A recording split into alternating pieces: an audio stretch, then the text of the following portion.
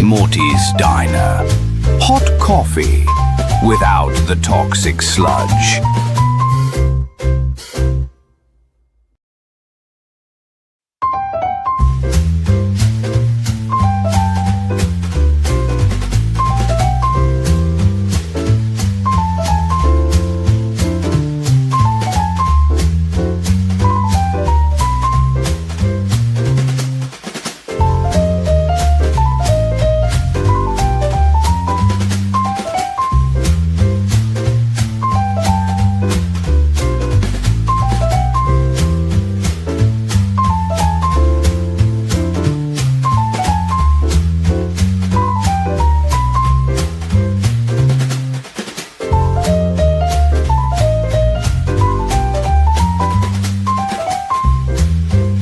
Morty's Diner. Hot coffee without the toxic sludge.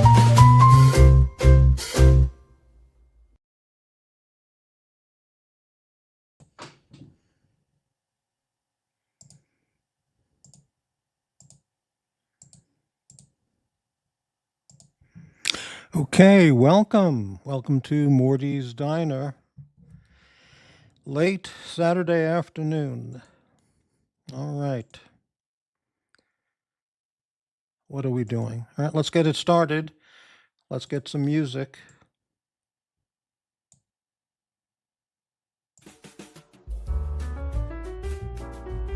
There we go, everybody's favorite music.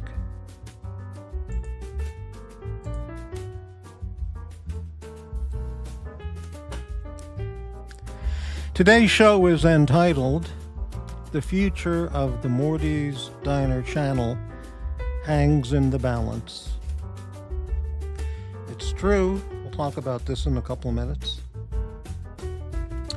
The invite link is posted.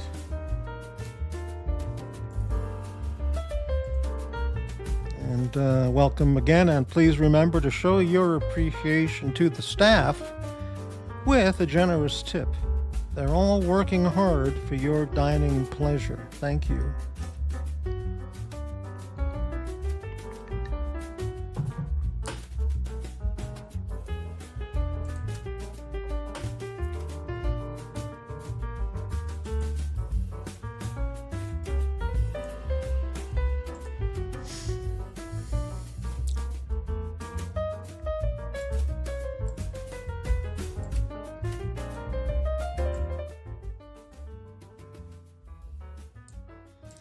And look who's here. Well, it's the Holiday Inn man.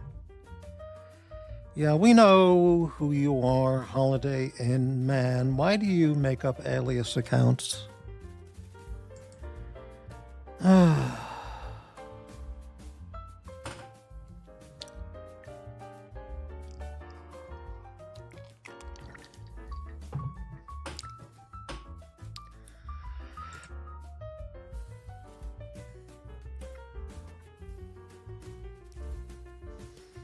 So we're going to talk about the future. All hangs in the balance here with the Diner Channel. In particular, regarding the show scheduled for tomorrow afternoon at 12:30.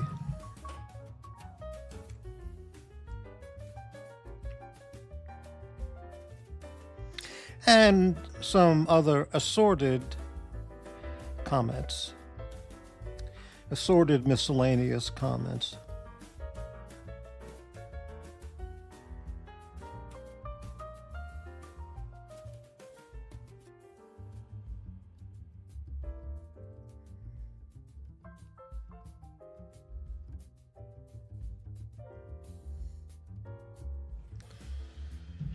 Hello, Jimmy.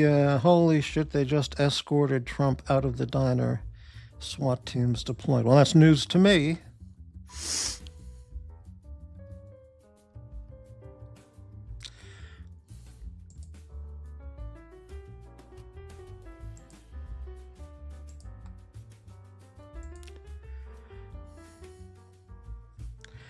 Okay, the Holiday Inn man. Here's a troll account. Let's play a game, Morty.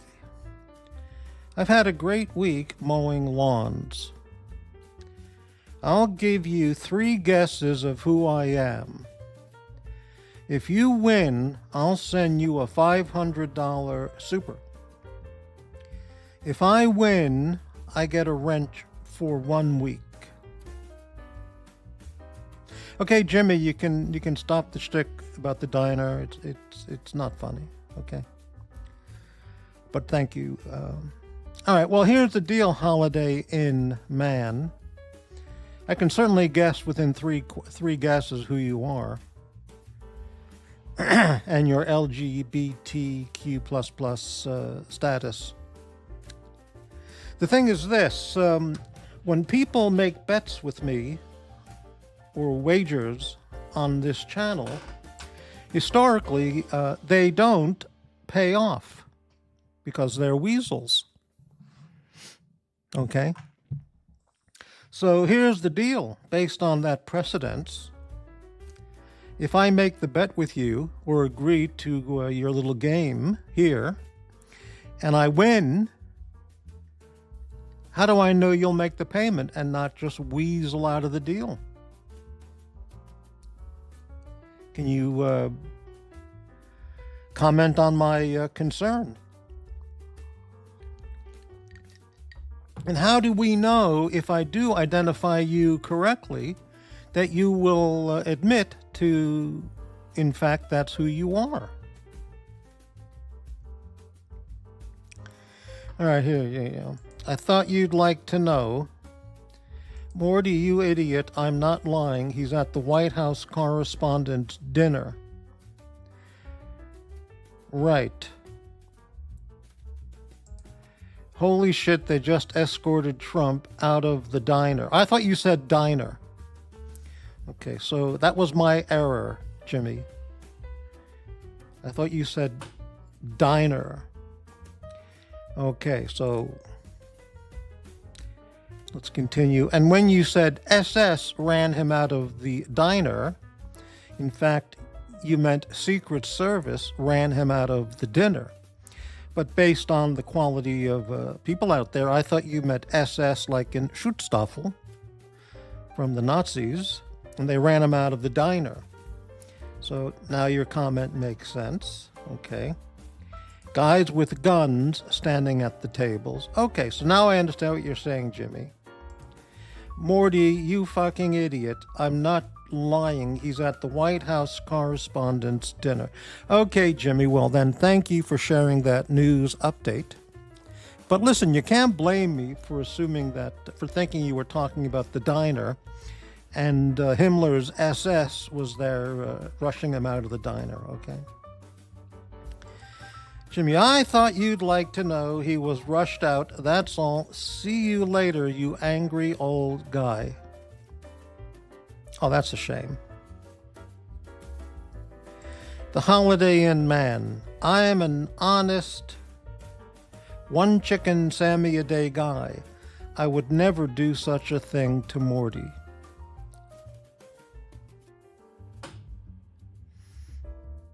Well,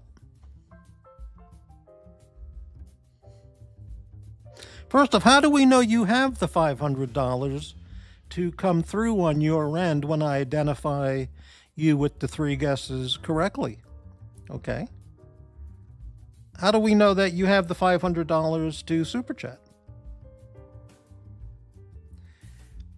That's an important question.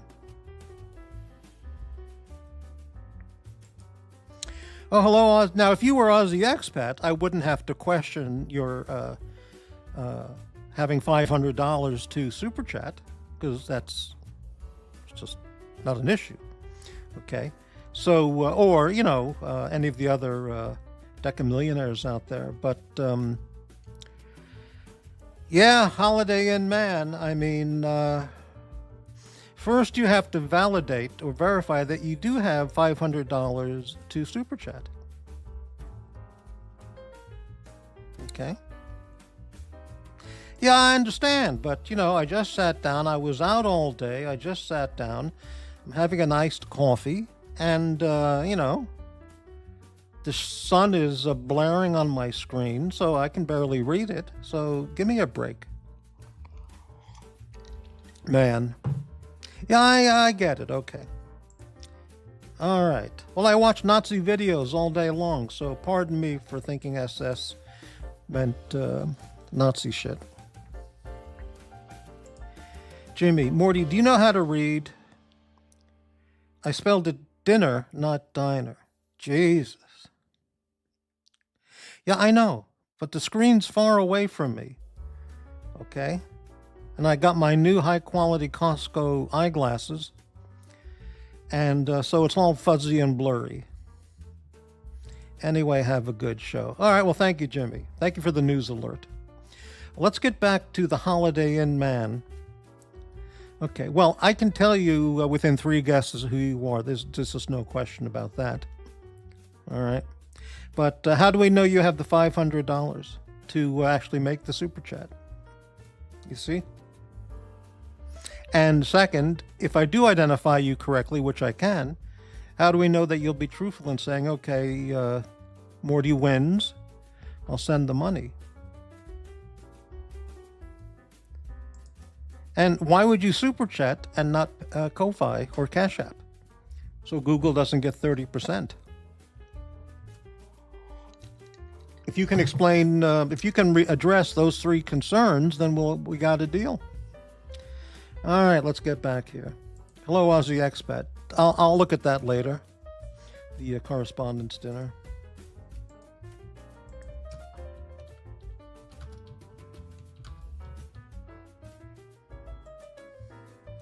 Let's look that up, see what's going on.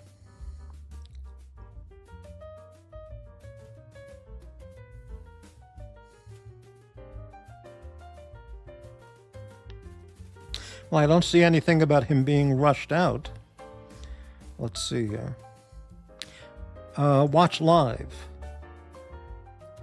Trump evacuated after shots fired, according to Newsweek. Unbelievable. President Trump, attending the White House Correspondents' Dinner, appeared for the first time in more than a decade, and his first time while in office.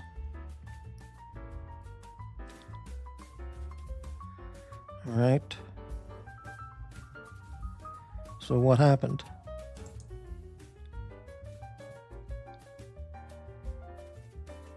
It just has the headline. It doesn't give any details. That's quality news reporting from Newsweek there. Well, I'll be sure to watch that later. All right, we got a whopping 5 viewers, and the Holiday Inn man didn't seem to want to address my 3 concerns about making that bet. All right.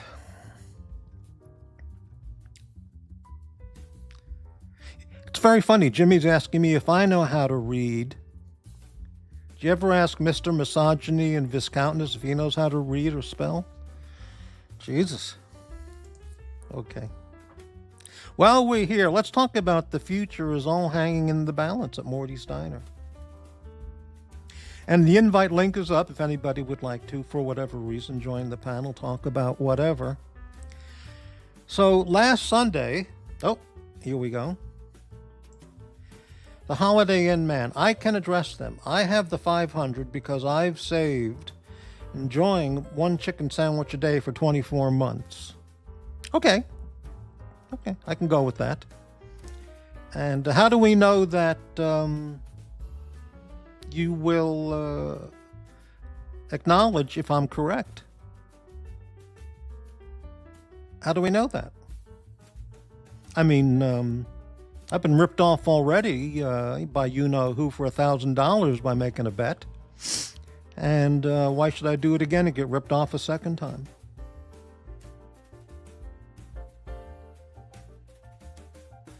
Okay, honey, I will give you one hint.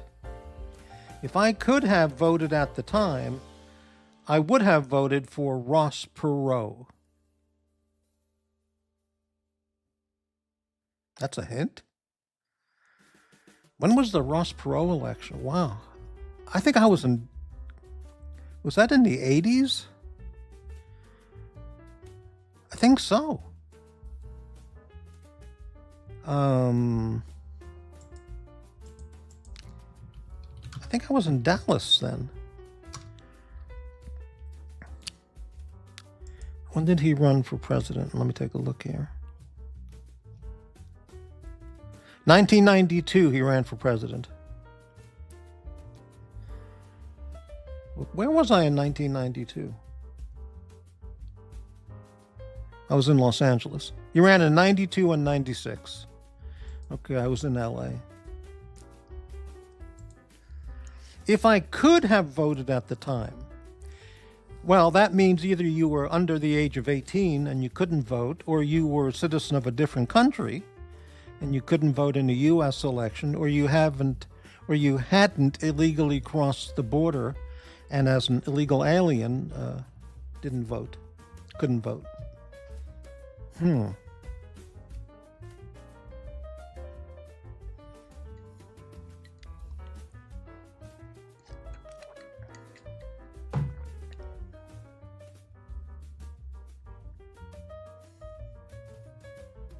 Well, I'll put in, this is not identifying you. This is just the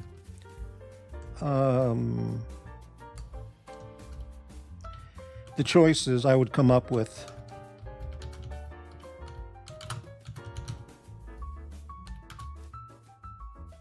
This is not my answer in the bet. Let's see.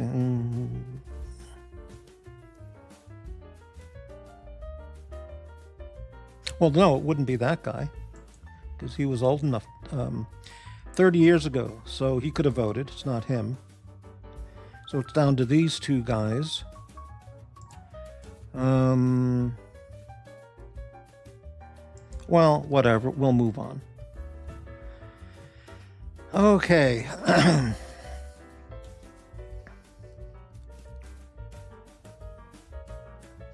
Anyway, yeah, so last Sunday I had a really good show, special, unique show, or unique to my channel, planned for last Sunday, and it was one technical foul up after the other. I just couldn't do what I had even practiced beforehand.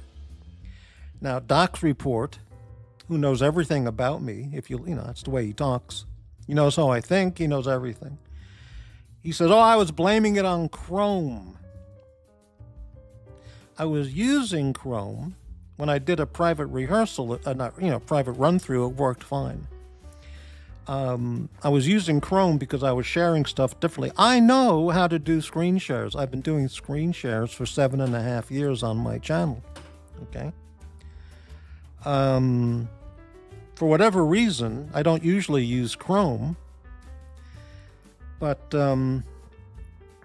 fun fact, in some states, you can't vote due to legal circumstances. Well, that's true too. You could have been in prison or working at a sex farm in Africa, as a sex slave, or in Europe, Philippines, we don't know. But that's true.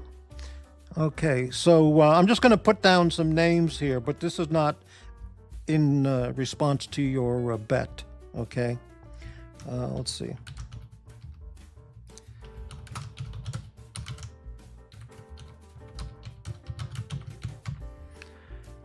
Okay, this is not an answer. This is not an official answer, but my first thoughts would go to those three, okay?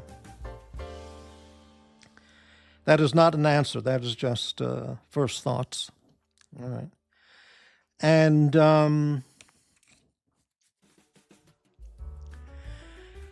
And I just couldn't deliver what I had wanted to the audience, and it was frustrating. And I've done a similar thing. I mean, when I did a run through the night before, it worked. I can't explain why it didn't work. I know Docs is convinced it's because I'm blaming Chrome. I'm not blaming Chrome. I was using Chrome, but something wasn't working correctly. So what I said earlier in the week was, if I can't get that to work again for this Sunday show, I'm just going to leave. I'm just going to abandon the diner and just not do any more shows, period. Yeah. Oh, it could also be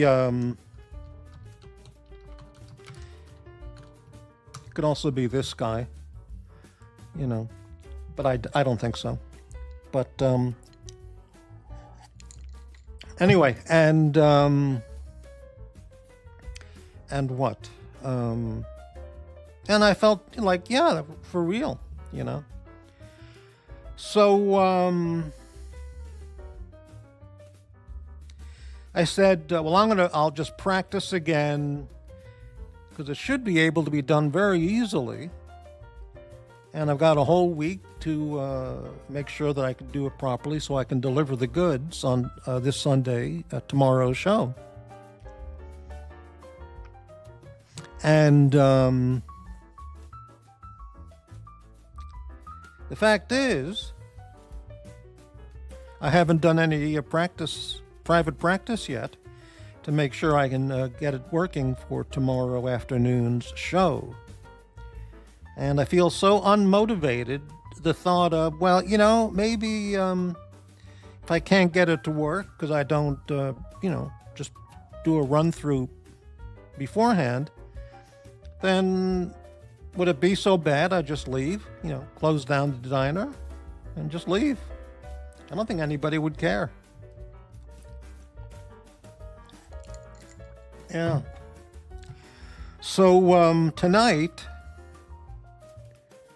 after this show, if I have the energy, say I don't have the mental focus and the energy, and if I can summon enough mental focus and energy, I will try and do a private run through and make sure I can get it all working properly for the audience's enjoyment. And if I can't do it, then chances are 90%, 95%. I'll just turn off the lights, lock up the diner, cancel the utilities, and move on. And just hang around, maybe chat on other channels or maybe even appear on someone else's channel. But, yeah. So we'll find out tomorrow. But it all hangs on the balance if I can figure out how to do these very, very, very simple technical things, which I'm sure all these other high school dropouts out there who have channels are easily able to do. So it's, and drug-addled, people out there. Well, hello, Rufus.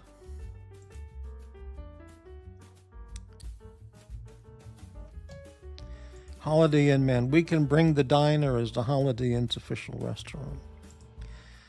Right. Yeah. So, Jax, boy, so I've heard from other channels that, well, I heard Jax on some other show.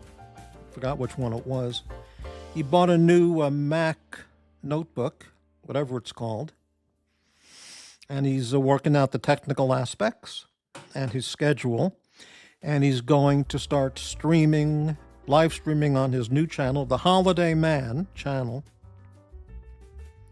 He's already got about 100 subs already, I think, something like that. A Mac Neo, that's right. And once he gets it all worked out, schedule-wise and material and notes-wise, he's going to get on and blast the hell out of some of those people. And I would like to offer him a piece of advice. He's never asked me. he's never asked me for my opinion on what he's doing, or queried me on that topic. That's not meant in the Chicago sense of querying somebody. I mean, query, to ask,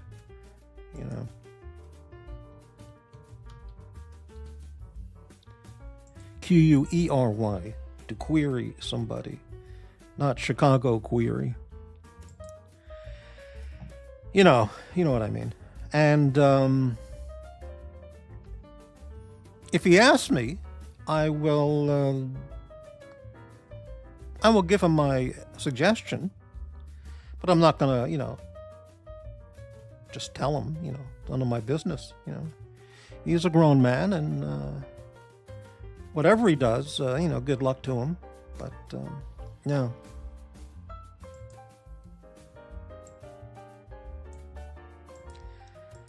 But like I said, it comes down to me having the mental focus and energy to just do some practicing behind the private stream deal, and make sure the technical things will work for tomorrow. If it doesn't work for tomorrow, 95% likelihood I'll just lock up the diner, and that's it.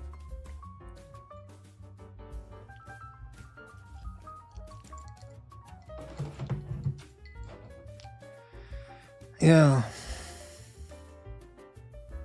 By the way, scrolling back to that comment, the Holiday Inn man, as a great admirer of the diner, I will be kind and let you know that I am confidently not one of them. Or one of those names I put there. Well, that's pretty interesting. Okay.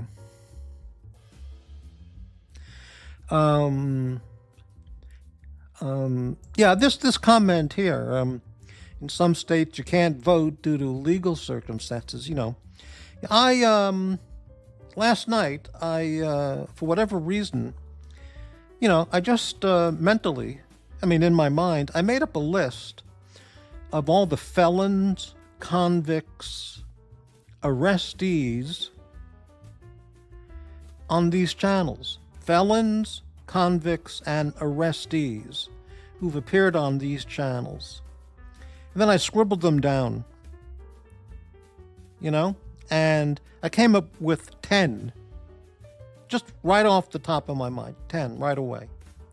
So 10 people out there who are all in these channels, either ex-convicts, current felons, or I guess you're a felon, I guess you could be an ex-felon if it's expunged, but convicts, felons, and arrestees. And that list goes the gamut of criminal activity, from petty crimes to, murder.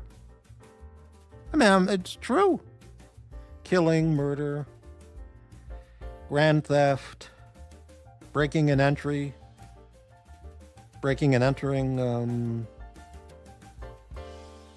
it's just unbelievable. Drugs, physical violence, assault and battery, or battery. Unbelievable. Yeah, so, anyway.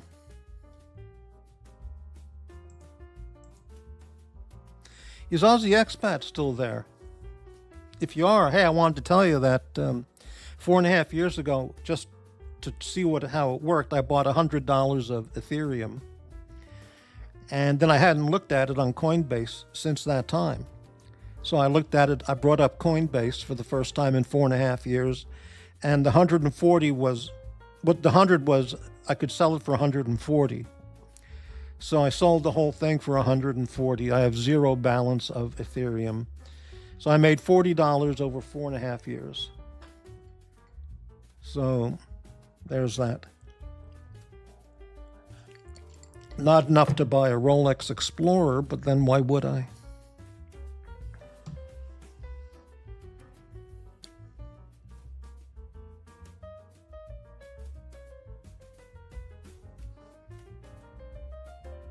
Well, that's a 10% per year return. Well, I guess so.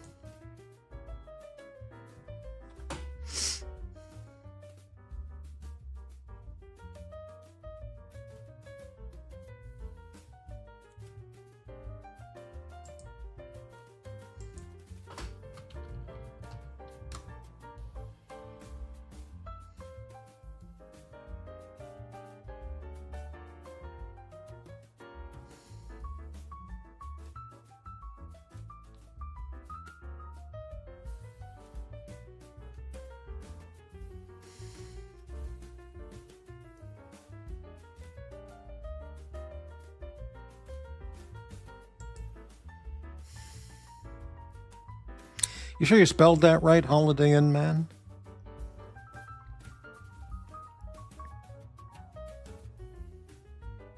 Anyway.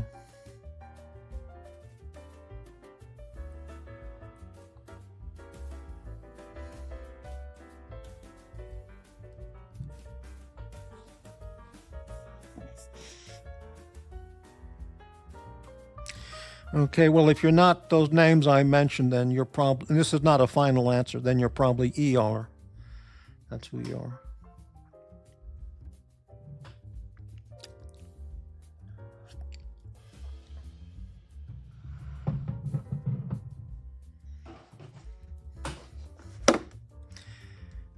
Yeah.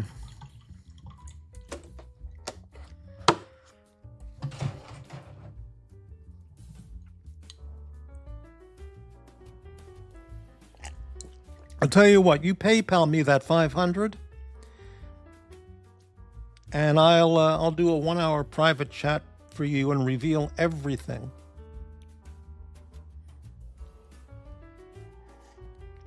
I'll tell you stories about the community you've never even heard or nor imagined.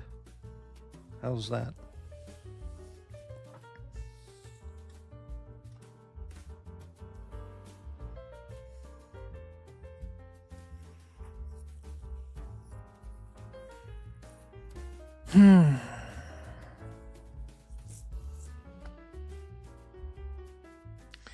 Anyway, enough of that.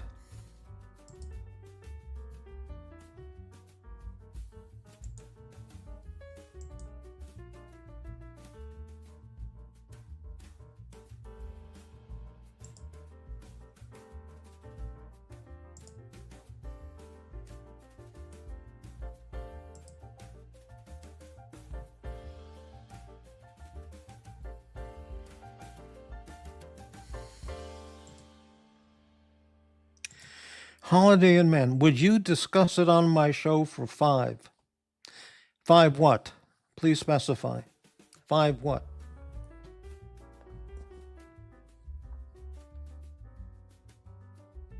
5 chickens? 5 sandwiches? 5 what? 500 smackaroonies.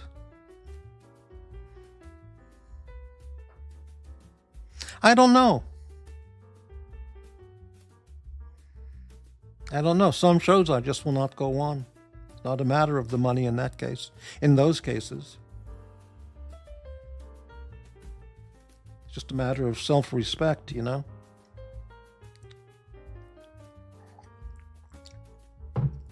Not being a, whatever.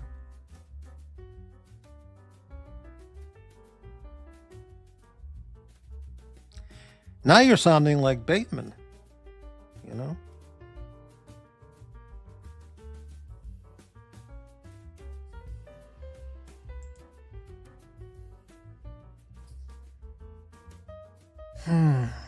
So I found out 2 nights ago Bateman has a channel.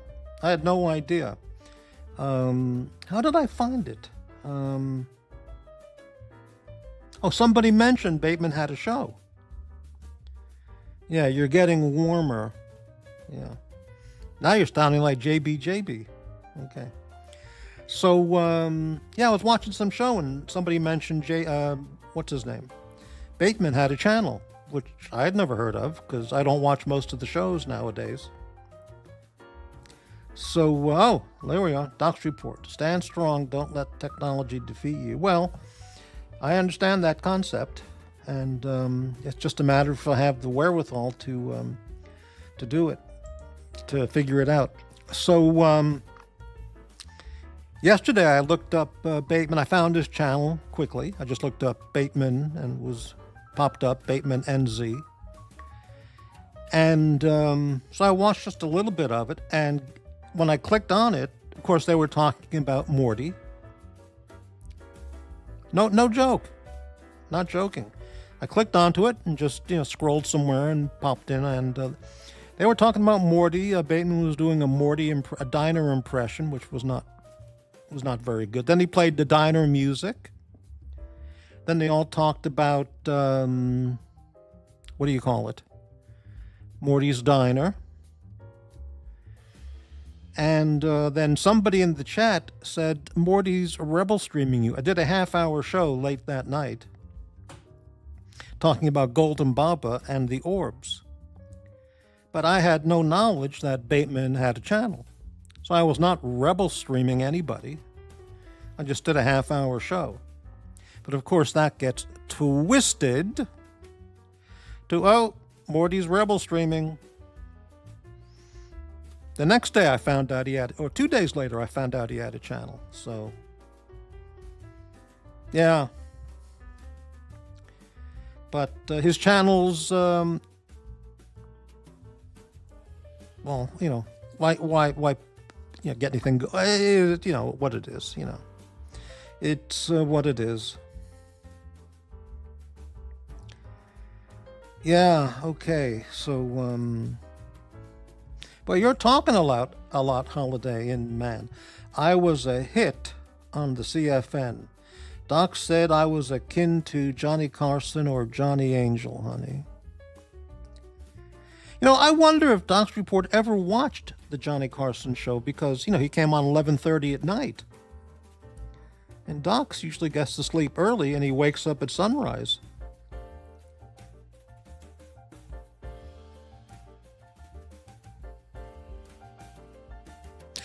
Green Room. I don't even know. I didn't think of Green Room. Yeah. Yeah, clearly, right. Mort, here's the squeeze. 500 smackers for you to spill the beans on everybody, including Doc's report, on any of these channels. News Bro Show. Well, I'm not going on that channel.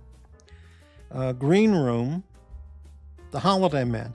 Well, I would consider going on Green Room's show or the Holiday Man's a new channel. I'm not going on the Newsbro show for $500. That guy's got issues, man.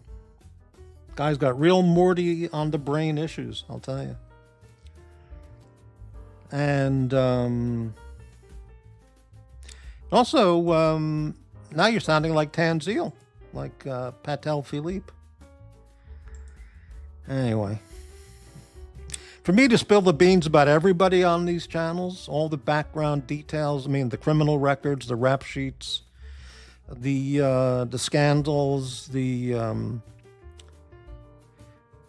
sexual relation meetups,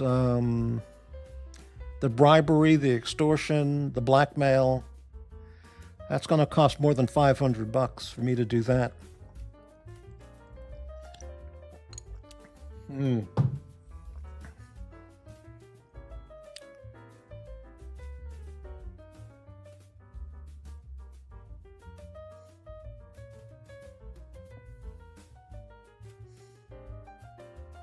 But who am I to talk bad about other people?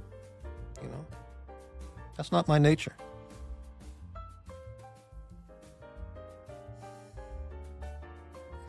Doc's, those flashlights I bought from when you were doing your flashlight content, I bought one O-light, very, very tiny O-light, I use it every day.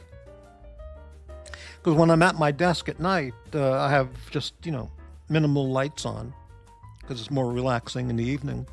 And when I have to look something up, a piece of paper or open up a desk drawer or something, I just reach for that little O-light, and so I use it every night. And I've used my beautiful LED lenser, $100 flashlight, many, many times. And Very high quality purchases, worth the money. I mean, yeah, I could have found similar things for less, but excellent purchases. What is that Olight thing called? It's really tiny. It's like only an inch and a half. What the hell is it called? Let me look it up. All products.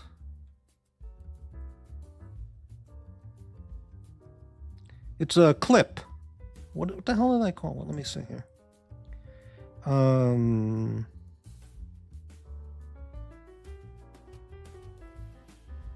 Oh, clip. Is that it?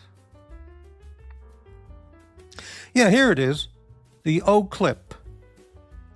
They now have an improved model. They have the O clip Pro S, and then they have a newer one, the O clip Ultra clip-on EDC light, which, yeah, it was the O clip light with white and red. It's extremely bright. It comes in orange, like olive drab, green, and black. I got the green one. It's fantastic. I'd give it 5 out of 5 stars, and $29 purchase. I think I had a coupon I used on that also. So, what a deal that was, man. Very good product. It's an essential.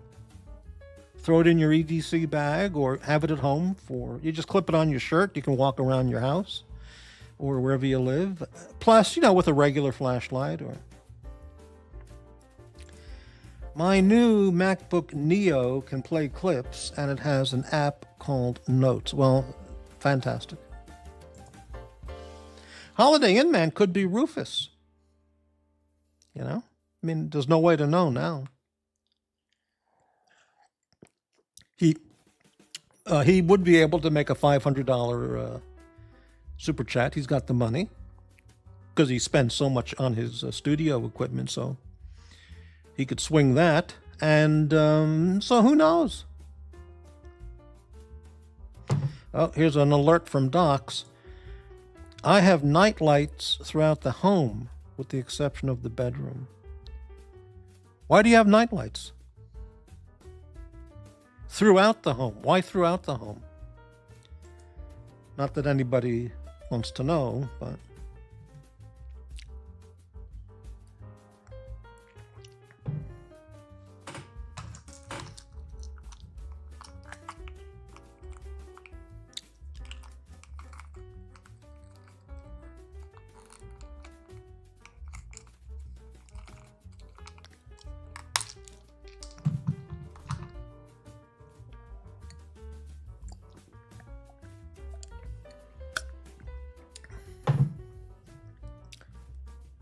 I use candles, honey. Scented. Well, you're not Blondie, that's for sure.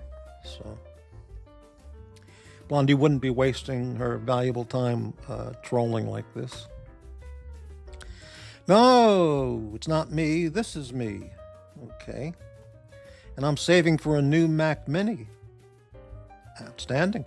Doc's Report has a Mac Mini. You can buy one from him. He'll give you, previously owned good price. If you cared, okay. Wake up. I can wander. Oh, I see. Okay. Hey, Mac Lobster, thank you very much for standing up for Morty's Diner and quality content. $4.99 super chat. Support the Mort. Embrace the darkness with soft jazz. Yeah. Thank you very much, Mac Lobster. You know who has talked about me the most? I mean, on a daily basis and repeated multiple times on a daily basis on that 7 weeks I took off? Do you know the 3 people who just talked about me every day, many, many times each day? It's unbelievable. I'll answer that in just a moment. I was watching old Maury Povich reruns, and I saw a good sealing product on an infomercial today. Goo be gone. I'm intrigued. Oh, you gave the Mac Mini away. Okay. Oh, he already gave it away. All right.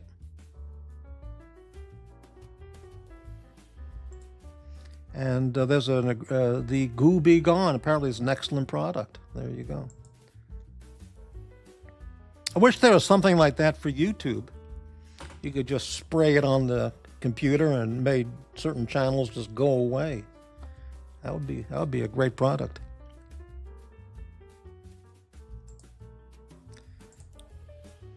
Right. You were watching old Maury Povich reruns. Boy, you sound more and more like Patel Philippe.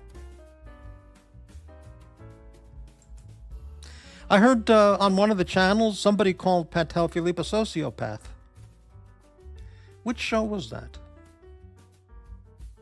What show did I watch a little bit of earlier today? Oh, I looked at the Freaky Winders channel earlier today.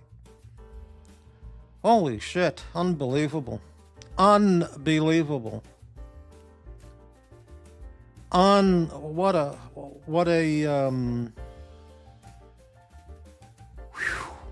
wow. Yeah, someone there called Patel Philippe a sociopath. Okay, you know. Can I ask, how are you displaying the diner image? Okay, Docs, I'll answer your question. I always used, up until a day or two ago, I would always just screen share the photo of Morty's Diner. Then I heard you say a few days ago, you can just put it in, what's that called? Overlay. I do use the overlay features, okay? I have many times. And like right there, that's an overlay feature, okay? So I didn't know it would go in overlay, so I uploaded it to overlay, and it's much easier to just have it there. So that was a good tip from you, Docs. Now, it's like an example. For example, when I said to you, I just subscribed to somebody's channel, and I had to go back and click the bell to get all notifications. You said you have to do that? I said, yeah, not only do you subscribe, but when you click the bell, it gives you 4 choices. Notify every time, personalize, unsubscribe. And you didn't know that.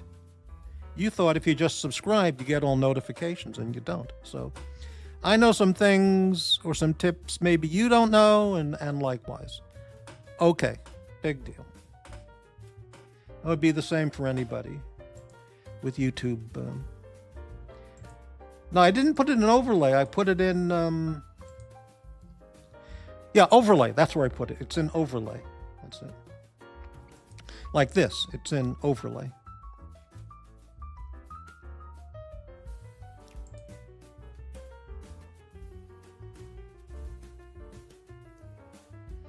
What do we have here? Okay.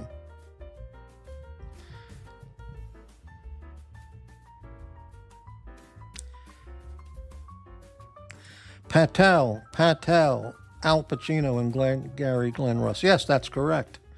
Right. I've seen that movie many times. Yeah. Patel? Right. A ski soda a day keeps the Dr. Bob away. Boy, whoever you are, Holiday Man, you are really into the Holiday Man's spiel, his deal. Yeah, amazing.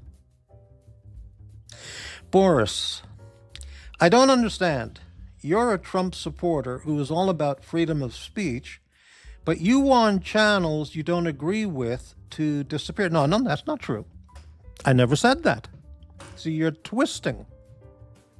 You're twisting.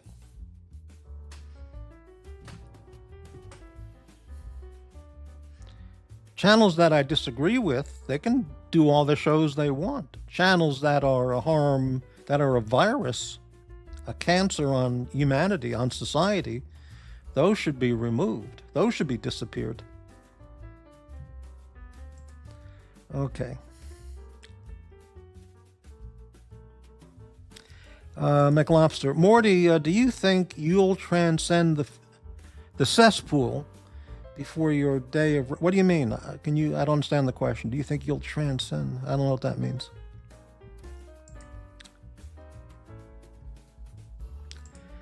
I had my great start on the Central Florida Network. I'm on Broadway now. What, selling Sabret's hot dogs? What do you mean?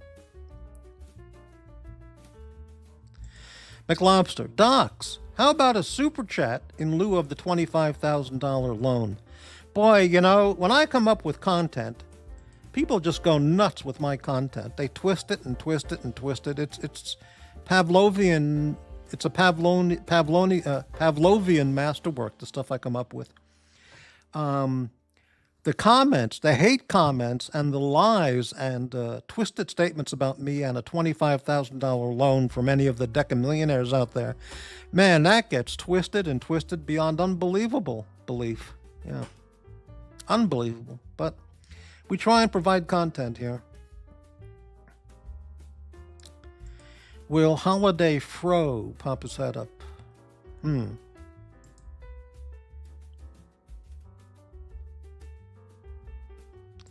How did you pin the link to the bottom? What do you mean?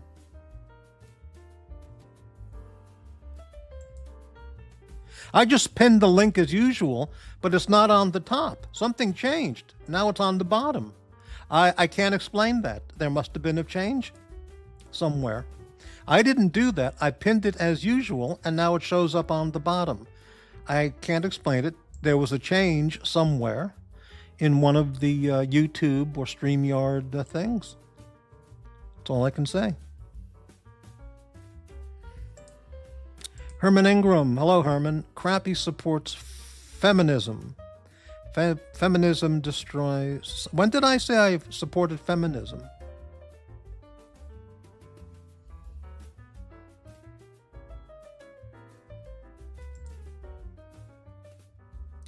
YouTube was a top, now it's a bottom. Yeah, that makes sense.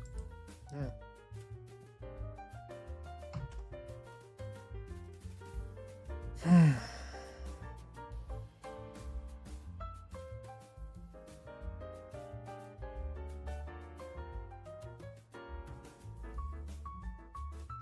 You know, when you see a classical concert, like, a classical pianist, a classical violinist, any classical concert or symphony orchestra, the conductor comes out in a tuxedo and tails, the whole deal. And the orchestra is all wearing suits. Maybe the first violinist is wearing a tuxedo too, And it's like, why? Why? Why don't they just come out wearing nice clothing? Why do they have to wear a tuxedo? And fancy suits and evening gowns. Why just come out wearing Levi's and a t-shirt and a Trump t-shirt? Do they have to... I think that makes the music less accessible to the masses, to the unwashed masses out there who don't want to watch people in a tuxedo and fancy suits and evening gowns. They just want to see a hee-haw presentation of great music on a hee-haw level, So they just come out and, okay, a nice sport jacket, that's okay,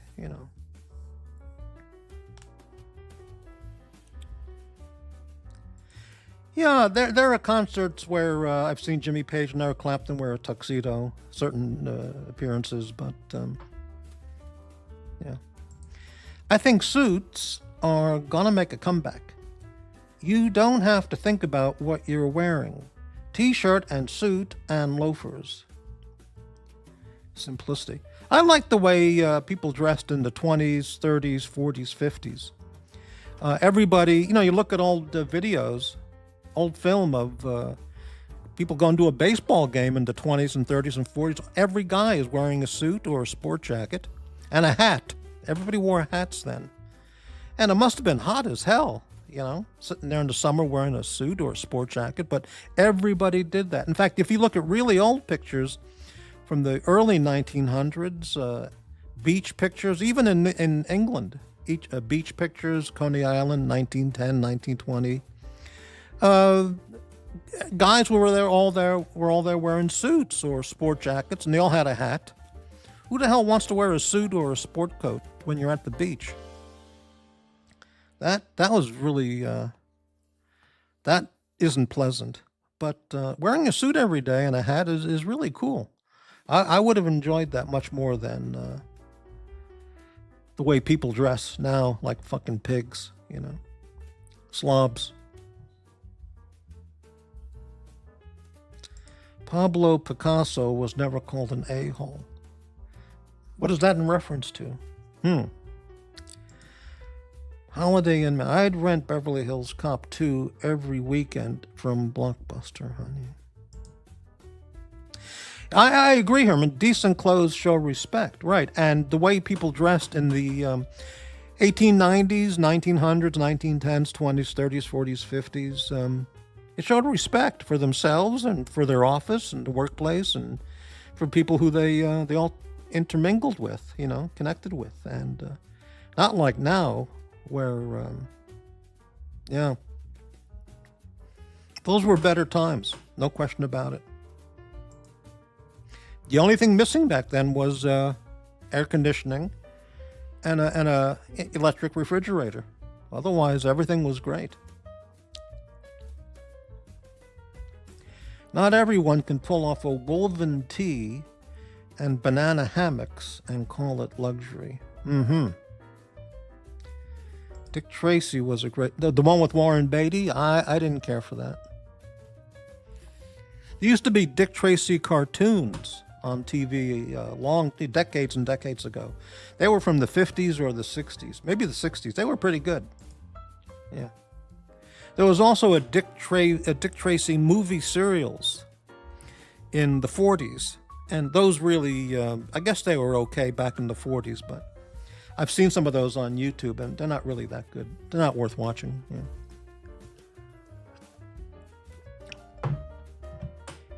Herman, Italian grandmas from the 1920s were better cooks than any Michelin star chef. Well, you might be onto something. You can be sure, for one thing, they were all using Cento canned tomatoes.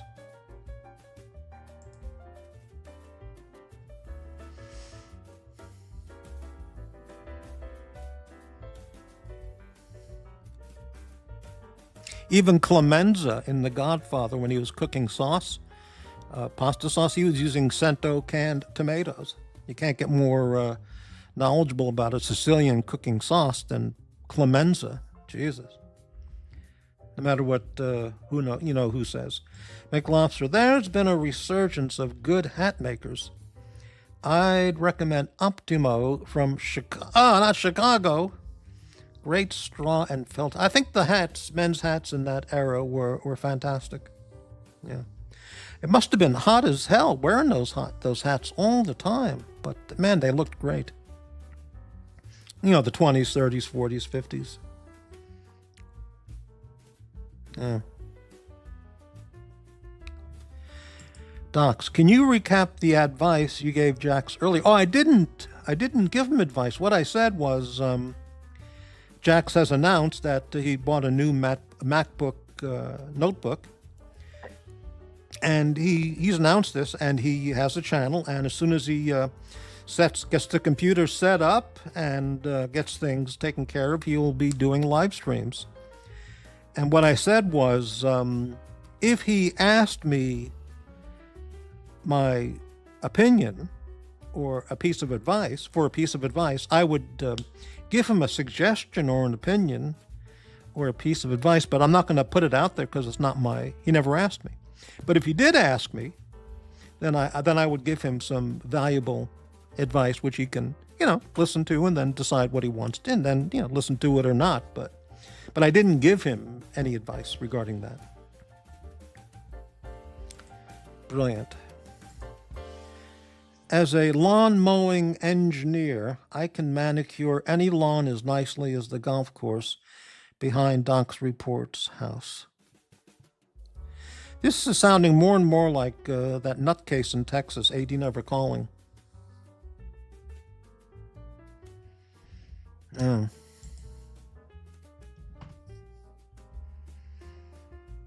Amazing.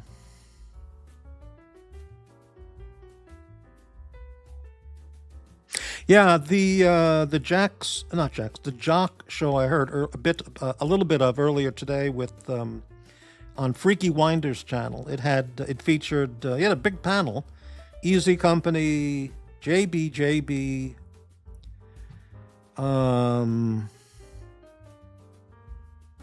that virus, that bacterial growth from Australia, narc. Man, what a show.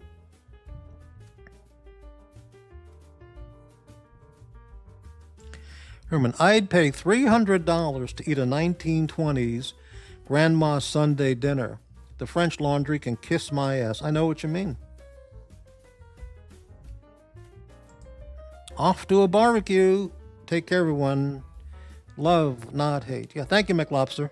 And thank you again for supporting the channel. Thanks very much. And see you later.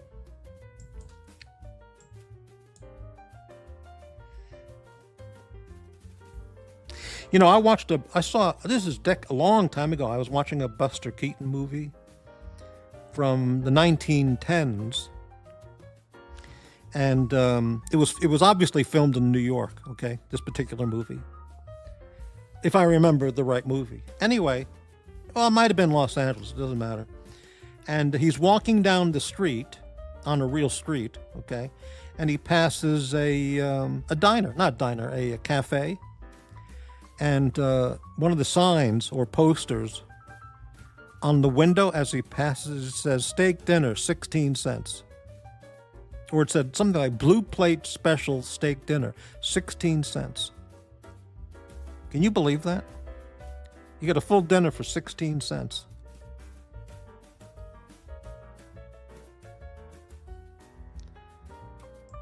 Buster had balls, but H3. What does that mean?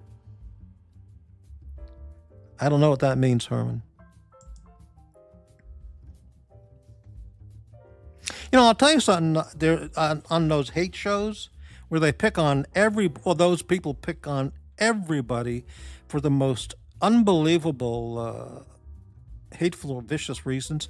If Beethoven himself were on YouTube watching these shows, he would be harassed because he's losing his hearing.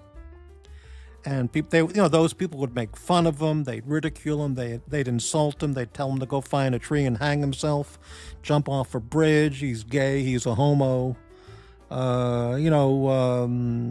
It's unbelievable. If Helen Keller were, well, she wouldn't be on these channels, but you know what I mean. Yeah. And then the headline in the paper would be, German composer Beethoven hangs himself from a tree from YouTube bullying. 16 cents, yeah, and you make $2 a day. Well, I don't know what the salary was for the average guy back in 1915, let's say, but if you made $10 a week, yeah, it's just amazing, yeah. Yeah, Herman, that would be correct, you know. If Bach were watching YouTube and he was losing his eyesight as he aged and got very, very old, they would be pushing him towards suicide because he's losing an eyesight and eyeglasses weren't helping him anymore. They just ridiculed the shit out of him. Yeah. Beethoven made enough H. What is this H business?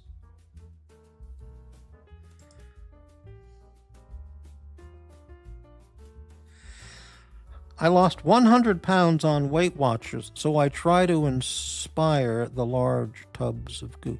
Now you're sounding more like Bateman again. But who knows? Or JB. Or who knows? Enough money to feed himself. Right. And if Mozart were watching these channels and then he died in poverty and, didn't have any money, couldn't get a job, they would be ridiculing him into committing suicide because he couldn't get a commission, he couldn't get hired. He was dying of malnutrition and poverty and living like a pauper and being ridiculed nonstop. Incredible, yeah.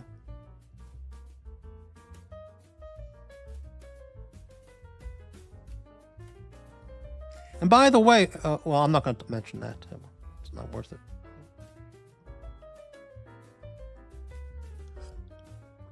Yeah, yeah.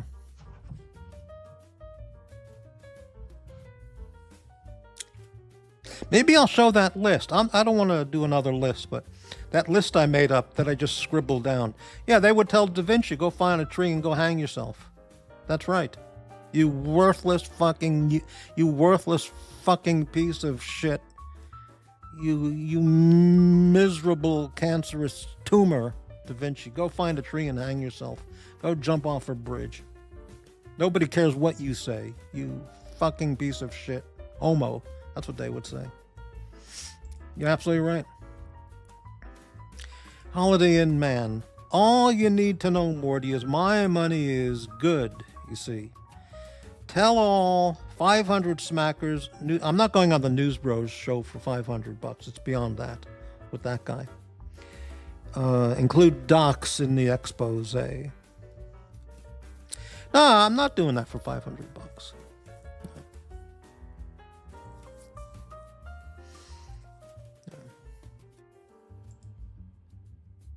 All right. What was I saying? Docs. AC3 struggling tremendously. Will you consider taking that time slot? No. I'll just go on. I don't have a regular time. I like that Sunday 12:30 time.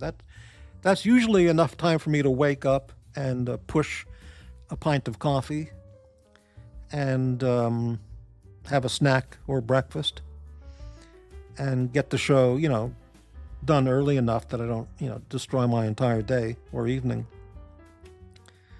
But I don't really have a fixed time. But like I said, if I can't figure out how to do the technical thing again on tomorrow's Sunday show, I'm just going to board up the diner and turn off the lights, cancel the utilities, and lock the door. 95%, I will do that. Hey, Herman Ingram.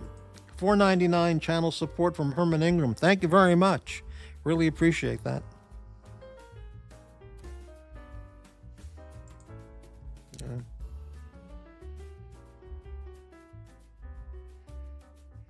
Herman Ingram, thank you. Very nice.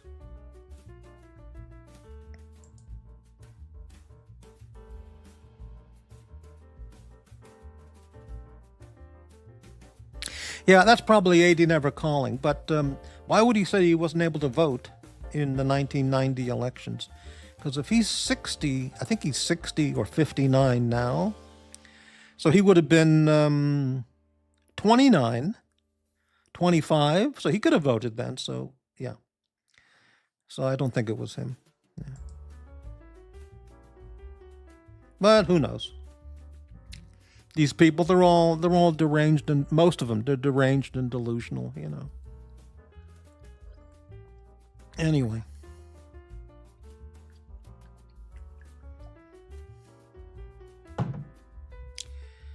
What technology hurdle is too high for you? Well, if I tell you, that would ruin the surprise content. So I don't want to mention it in public. But I'll work on it again. I'm just pushing another pint of coffee right now. And I'll have a short-term blast of energy and mental focus where I can work on it again, privately and on a private, show and see if I can get it working. Yeah.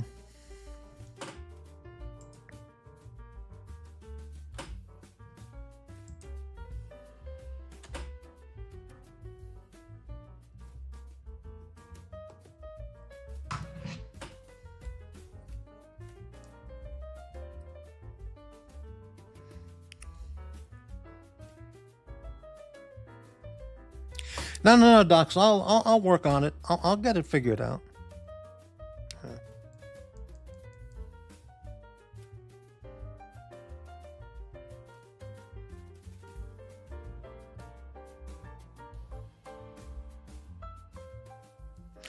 Oh, I just see here. Doc's Report did a show earlier today, and he called it Orlando or Bust.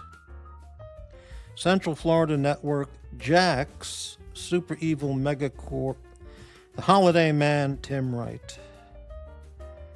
And how long is that show? An hour and a half. Okay. I haven't seen that show. I mean, I didn't watch that. I was out.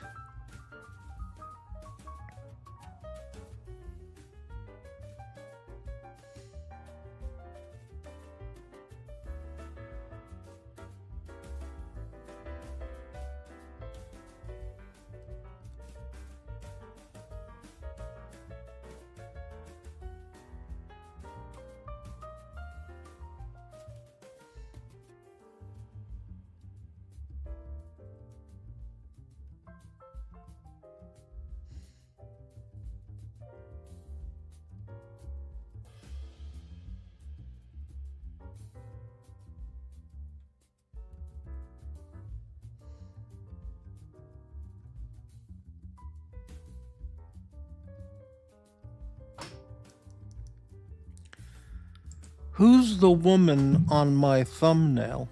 Oh, let me remove that overlay. Oh, that's okay. No, I'll just leave that. Well, let me look it up again. Did I? Where is it?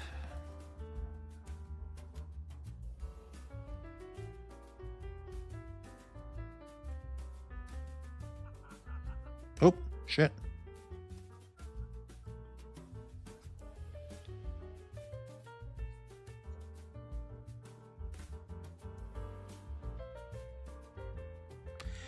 I don't know.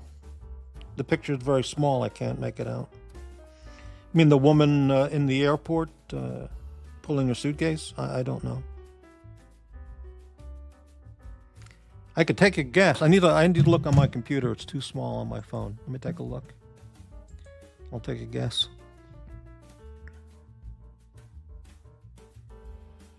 Yeah, here it is. Breaking. Trump attacked at White House dinner. Shots fired. I'll watch that right after we end the show here. Incredible.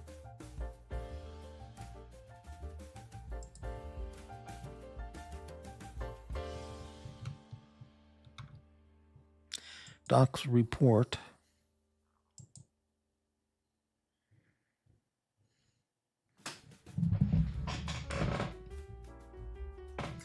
It's like an Asian woman, but I don't know.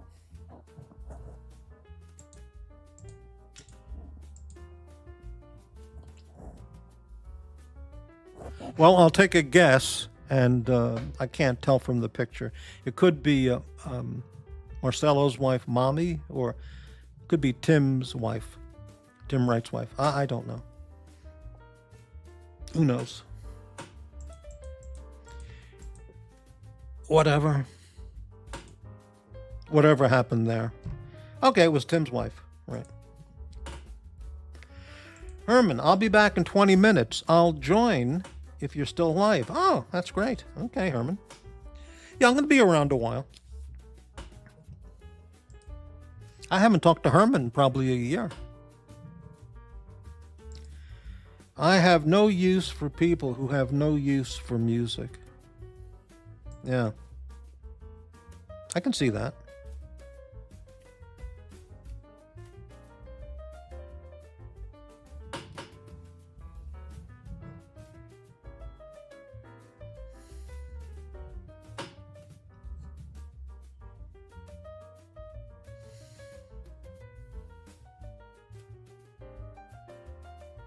I don't want to stay on too long because this short-term mental focus I'm going to get from drinking all this coffee will only last so long, and I'll need that mental focus to work on the technical aspect of for my show tomorrow. But I'll stay around a while longer.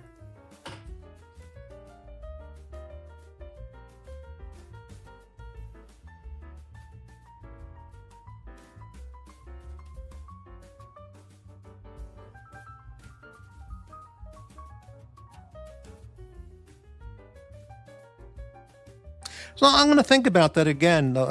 Just take a few minutes and think about that list of that I thought about yesterday and scribbled down some names. I came up with 10 names right off the top of my head.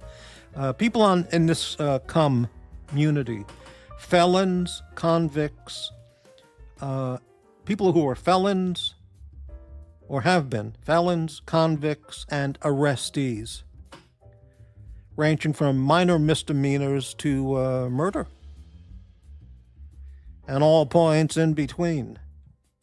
Grand theft, breaking and entering, physical violence, battery, assault and battery. I mean, it's just unbelievable. Car theft, grand theft auto. Absolutely unbelievable. Yeah. In fact, that's another name I can add. I have over 10 now.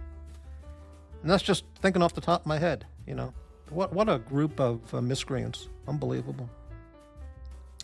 Hello, Pavel. How are you?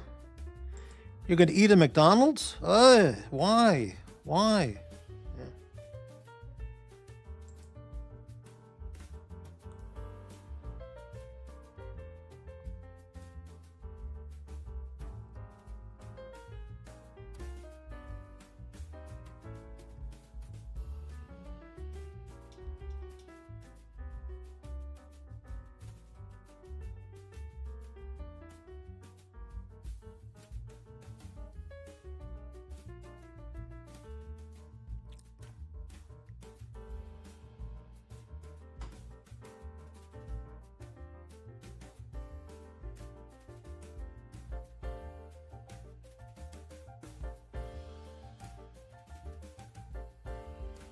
By the way, you may have noticed an absence of certain videos that I had been playing regularly on my channel.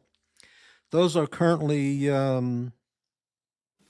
not in the current programming, but new videos are being prepared, and they're going to be whoppers, but they're far from ready, because they require a lot of research and digging, and preparation and creative thought. But there will be new videos played on the channel, but that's off in the future, assuming the diner stays open. But many of those previous videos have been given a rest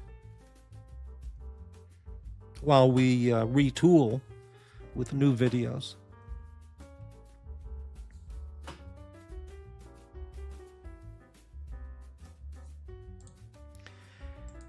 I eat it rarely. I can see it does taste good. I used to eat McDonald's, but I haven't been in a McDonald's in 15 years. Last time I went to a McDonald's was in Vancouver, Canada. I got sick as fuck. And that was the last time. I never went back once. I did go back once here in Portland. I tried a McDonald's coffee, which was like a 7-Eleven coffee. It was, but that was it. And you get points on the app. Well, you want those points.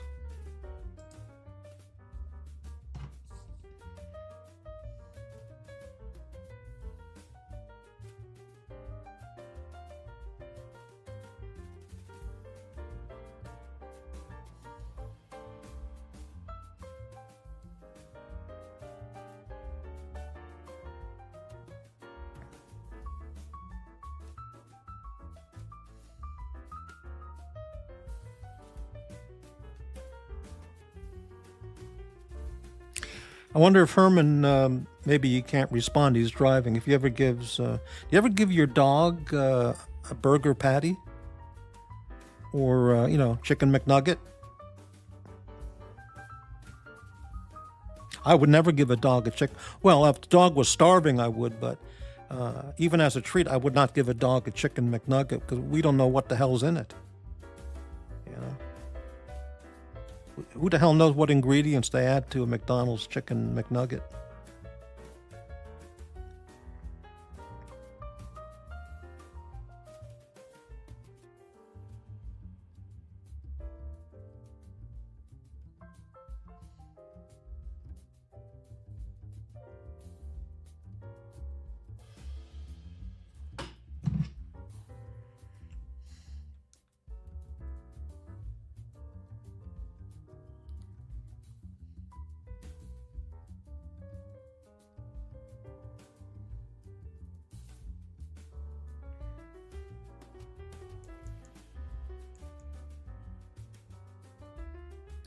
Oh my God, I just looked. Archie Luxury is live, and his guest is the number one grifter, Marcus Allen Frischman. Holy cow. That guy's on 2, 3, 4 times a month. Unbelievable.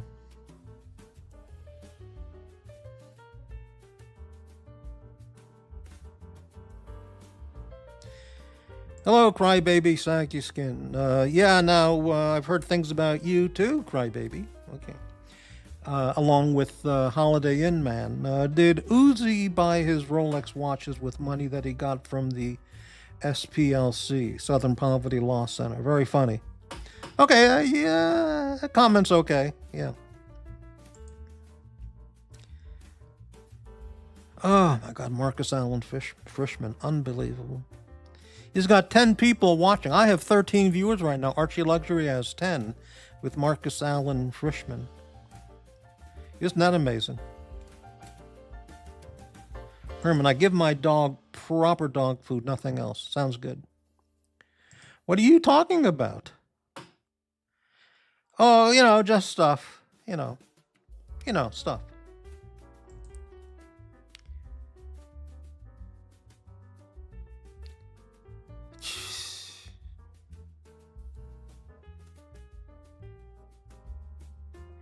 Marcus Allen Frischman, unbelievable.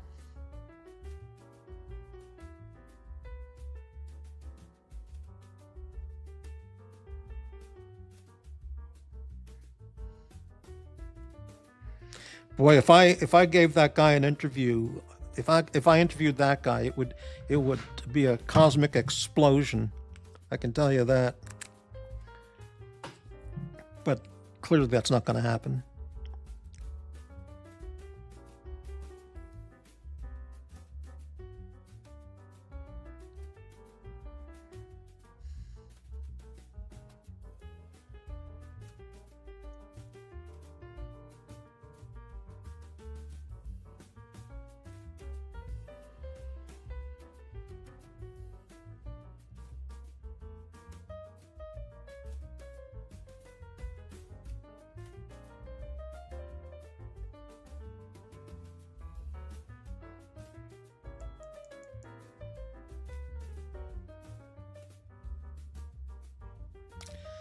Crybaby. I have heard things about you from A.D. Neber. Yeah, that guy is the last guy you want to give a secret to keep a secret, Yeah. He talks to everybody. Doesn't mean it's accurate information. I make up my own mind. Doesn't sound like you do the same. Oh, sure I do. Sure I do. I'm one of the few people who do.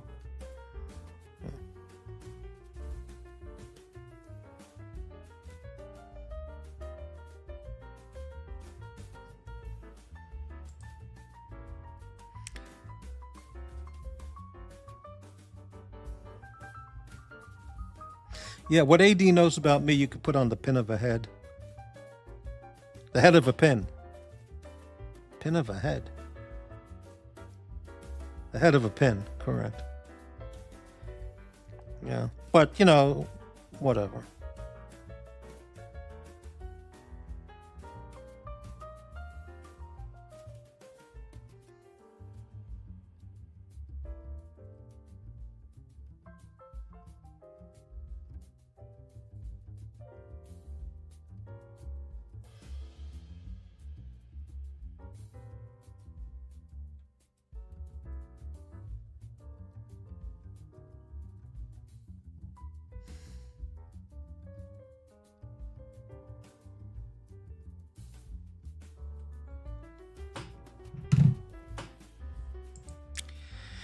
Very sad news. Heard Del Boca Vista HOA had to. I saw some channels on. I was going to send this to you, Docs, but I figured why bother? But I found some videos about some squirrel channels where people lovingly take care of squirrels in their backyard. They give them food and snacks and nuts and berries, and the squirrels become very, very friendly, and they walk up to the person's door. And the people open the door, and sometimes the squirrel actually walks in to eat some snacks or sits on the window ledge. and they eat some food that the homeowner puts out for the friendly squirrel, and other squirrels come by when they find out, hey, there's a squirrel-friendly person in that house, and just lovely, charming squirrel videos, and yeah, I mean, squirrels are great, you know, really cute. Who doesn't want squirrels in their backyard?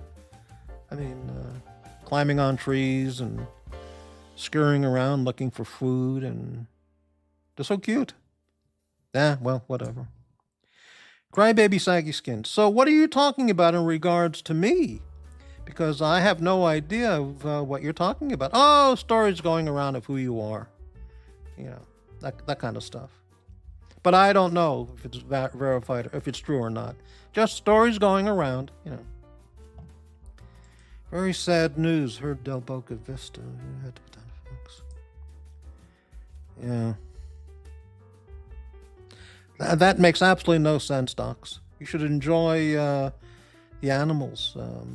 We're here to love the animals and see that they're well taken care of and have a good life. If we can help them, we all need to help the animals if they need our help. You know? Now, if there were a rabid hyena in my backyard, I would not be out there giving him food and, you know, welcoming him to my window to pet him, you know. In that case, I'd call the animal control and they'd probably shoot the guy. Shoot him because he's dangerous. And he's suffering in agony from the rabies. So, but that's the humane thing to do. You got to put him down. But a squirrel or an opossum in your backyard or a raccoon, it's nice. It's really nice, you know. Yeah, well, squirrels are not infestation. Raccoons, squirrels, opossums, that's not infestation. Cockroaches, things like that, that's infestation. Termites. Hey, look who's here. Hurritan, channel member. Good evening, Mortimer. What challenge did Patrick send your way? Oh, yeah. It's not worth mentioning. Hey, Hurritan, I saw a guy's video about New York City, and he was talking about the best places. He's a, you know, lifelong New York kind of guy. Extremely gay, but he dresses very well. And he's a nice personality, and he's talking about all the best places that real New Yorkers go to, you know, for the real New York stuff. And he did a video about an egg cream, where to get the egg cream in New York, you know, like they made them 50 or 80, you know, whatever years ago. And if I can find that, I'll send it to you on Instagram. I think you'd like it. I forgot the guy's channel name, but I'll just go through and old videos and find it, and I'll send that to you. I think you'll like it. Who knows? Maybe you've even been to those places. But he's correct about the hot dog, the egg cream, pizza, some other places he's been to. He explains it properly from a New Yorker's perspective. I don't have a clue about the stories, quote, going around about me. While I don't care what anyone thinks, I will say that no one in this community knows me. I'm just a low-effort, anonymous troll. Well, I'm just saying the story was going around. I have no idea if it's true or not, but my thought was it's not correct. But, yeah. But other people seem to believe it, but I was very skeptical of it. After the show, if you want to hop on after the show, we can talk privately. You'd mentioned that once. Yeah, after the show ends, I'll stick around a little bit, and if anybody wants to come on, just click the link after I end the show. I'll hang around and we can talk privately, as long as you know who is recording the show, the private show. Hurritan. Look up Walensky's in Montreal. They're famous for serving a fried bologna and salami sandwich. Yeah, I've never had a fried bologna sandwich. It doesn't Well, I mean, yeah, I mean, it's like a hot dog in taste, I guess. But why fry it? I mean, that's just, bleh, you know. Besides, who the hell eats a bologna sandwich anymore? You know. Herman, you know, there's some things I could say to you that I've witnessed over the last, within the last week. And, you know, you were called a sociopath on the Freaky Winders show today. Did you catch that? I forgot who it was, but whoever it was called you a sociopath. You know, but, which may or may not be true, I don't know. But, yeah, the thing is, Herman, well, I'll just mention it. Sometimes I see you in the chat, and that's nice, you know, and I talk about whatever. And then later on, I'll see you pop in the chat on some other channel, and you say something about me which is not correct. You say, hey, Morty said blah, blah, blah, but you've twisted what I said. And I see at least 3 instances of this in the last week. So you're really, you're like stirring the pot. I don't know if that makes you I don't think that makes you a sociopath, but you're a real shit stirrer. You really like creating the stuff, you know, stirring it up, baby. Yeah. Yeah, well, whatever. It doesn't matter. Walensky's. I will look that up.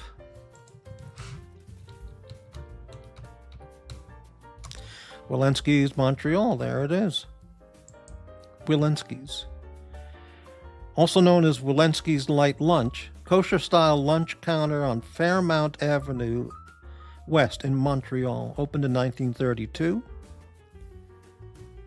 The restaurant was immortalized in Mordecai Richler's novel, The Apprenticeship of Duddy Kravitz. So that was a movie with Richard Dreyfuss. That was his first, or just about his first, starring feature film.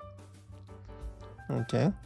It's most famous for its special, a grilled salami from beef and bologna from beef. Well, all beef salami and bologna sandwich with mustard on a Kaiser roll. Pressed flat from the grill. Mustard is compulsory, as a sign in the restaurant announces. Though recognized as part of Montreal's Jewish community, the restaurant is not kosher. Their soda pop drinks are still mixed by hand. And here's a picture of it. Wow, old-looking place, yeah. Just looks like a corner candy store kind of place. Originally called Walensky's Cigar Store. Well, you're right about the bologna sandwich. I would get it if I were in Montreal. Send me thousands of dollars, anybody, and I will go to Montreal and get that bologna sandwich. Anthony Bourdain visited there for a PBS episode on Quebec food. There it is.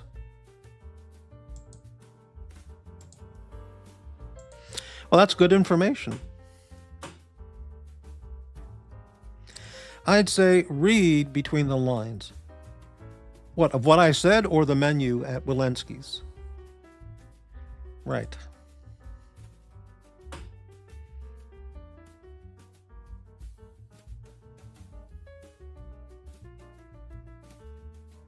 Mm-hmm.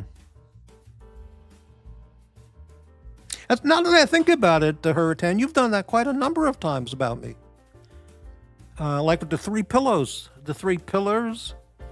And I said the 3 pillows, and you twisted that around. That goes back a long time. Maybe a year ago. Then just in the last week, maybe 3 instances of slightly twisting what I've said to generate buzz. But that's your job, stirring up, creating content, creating buzz. Yep. Yeah, whatever.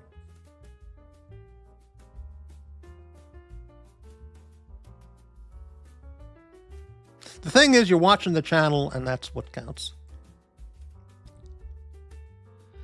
Espresso Racer, I know what what went wrong last Sunday's stream. Crappy was blazing it on the 420. Well, Sunday was the 19th, but yeah, I know what you mean. Yeah.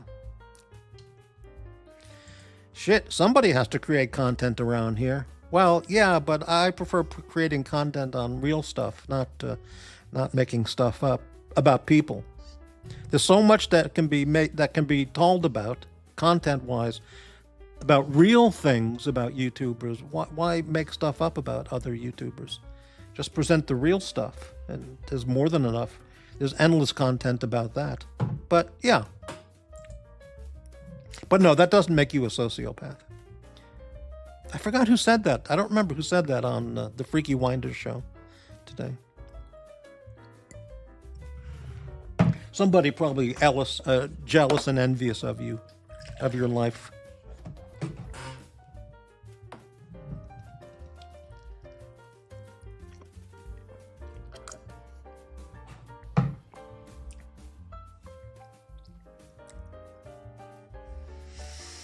Mm-hmm.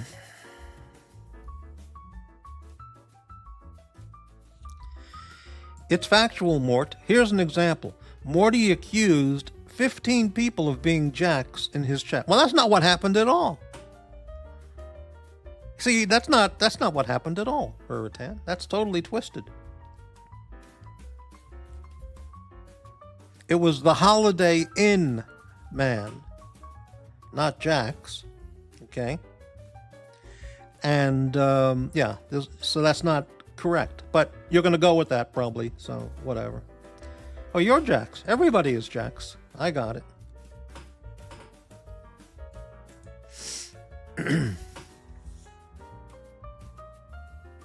It's funny how you used the word accused.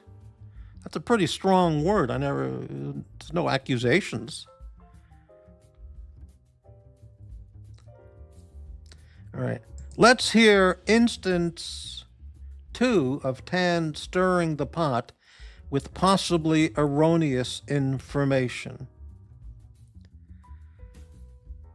Unbelievable. Well, I got the screenshots. I can't look them up while I'm doing the show, but for a $10 super chat, I'll give an example. Okay? I am most interested in your response to the challenge. Okay, for a $10 super chat, I will provide a screenshot to substantiate what I'm referring to. But it's not a big issue. Like he says, he's out there stirring the pot for content, you know. It's not like he's ripping me off for $1,000, reneging on a deal. I mean, it's not like that, you know. Or lying about me all day long, every show, 7 days a week. I mean, it's not like that.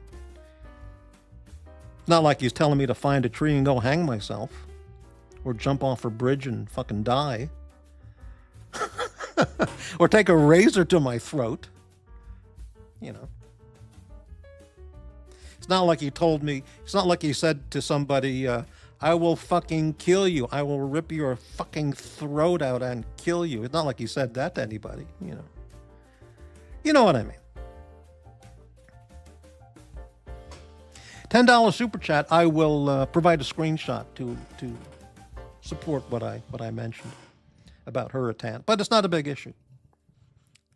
You know, because like I said, he's not, you know, doing that kind of stuff. Hurritan, member for 11 months. You need to find a place in New York City that still makes egg cream. Well, I found it, and I will send you that that guy's video later tonight on to your Instagram page, okay? To your Instagram message. And I guess that would be a good place to go. The guy really knows his stuff about places in New York to go to for the real stuff. So, yeah. But I'll send it to you right after the show. Or soon. Later tonight, I mean. Yep. And thank you for being a channel member for 11 months. You betcha.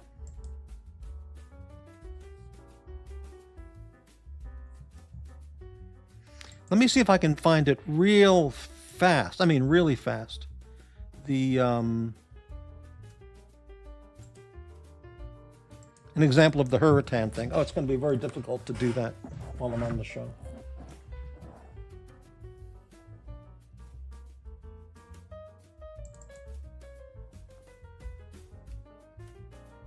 No, that's not it.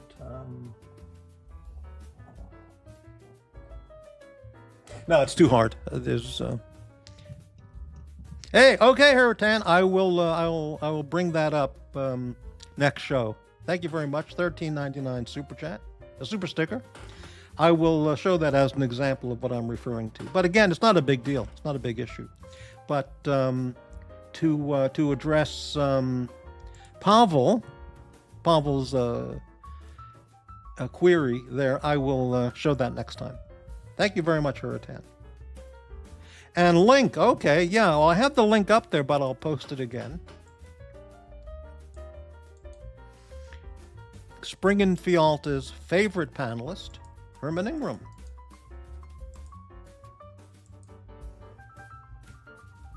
There's the link. I'm going to lower the music.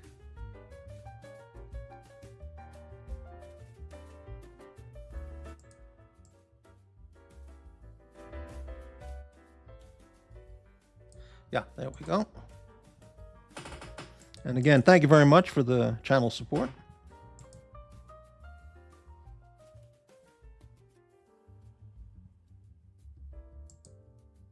Well, I haven't talked to Herman in like a year.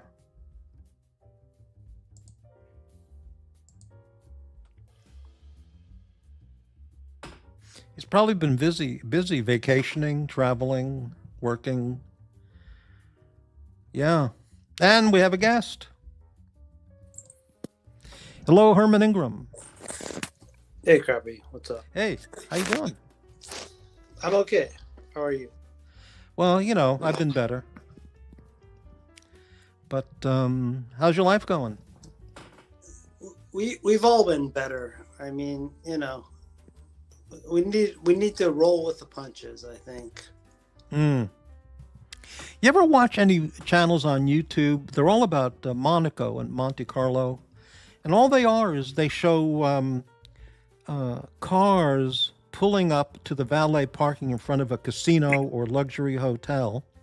The most exotic cars on the planet with the wealthiest people. And, you know, the women are all plastic surgery perfect. Yeah. And the billionaire, millionaire boyfriends are guys, you know.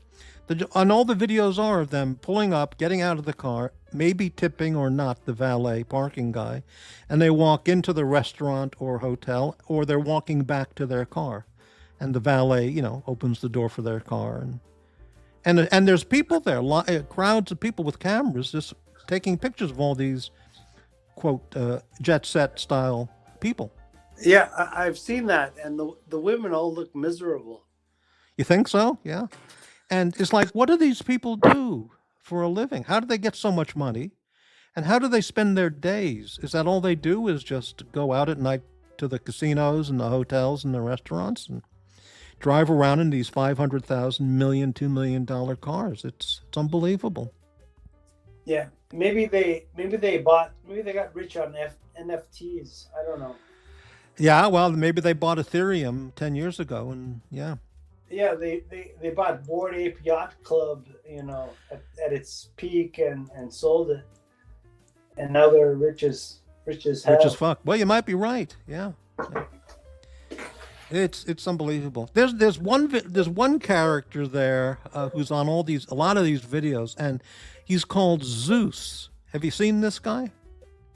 No, I've never seen Zeus. Yeah, if anybody, you just Google Zeus of Monte Carlo or Zeus of Monaco.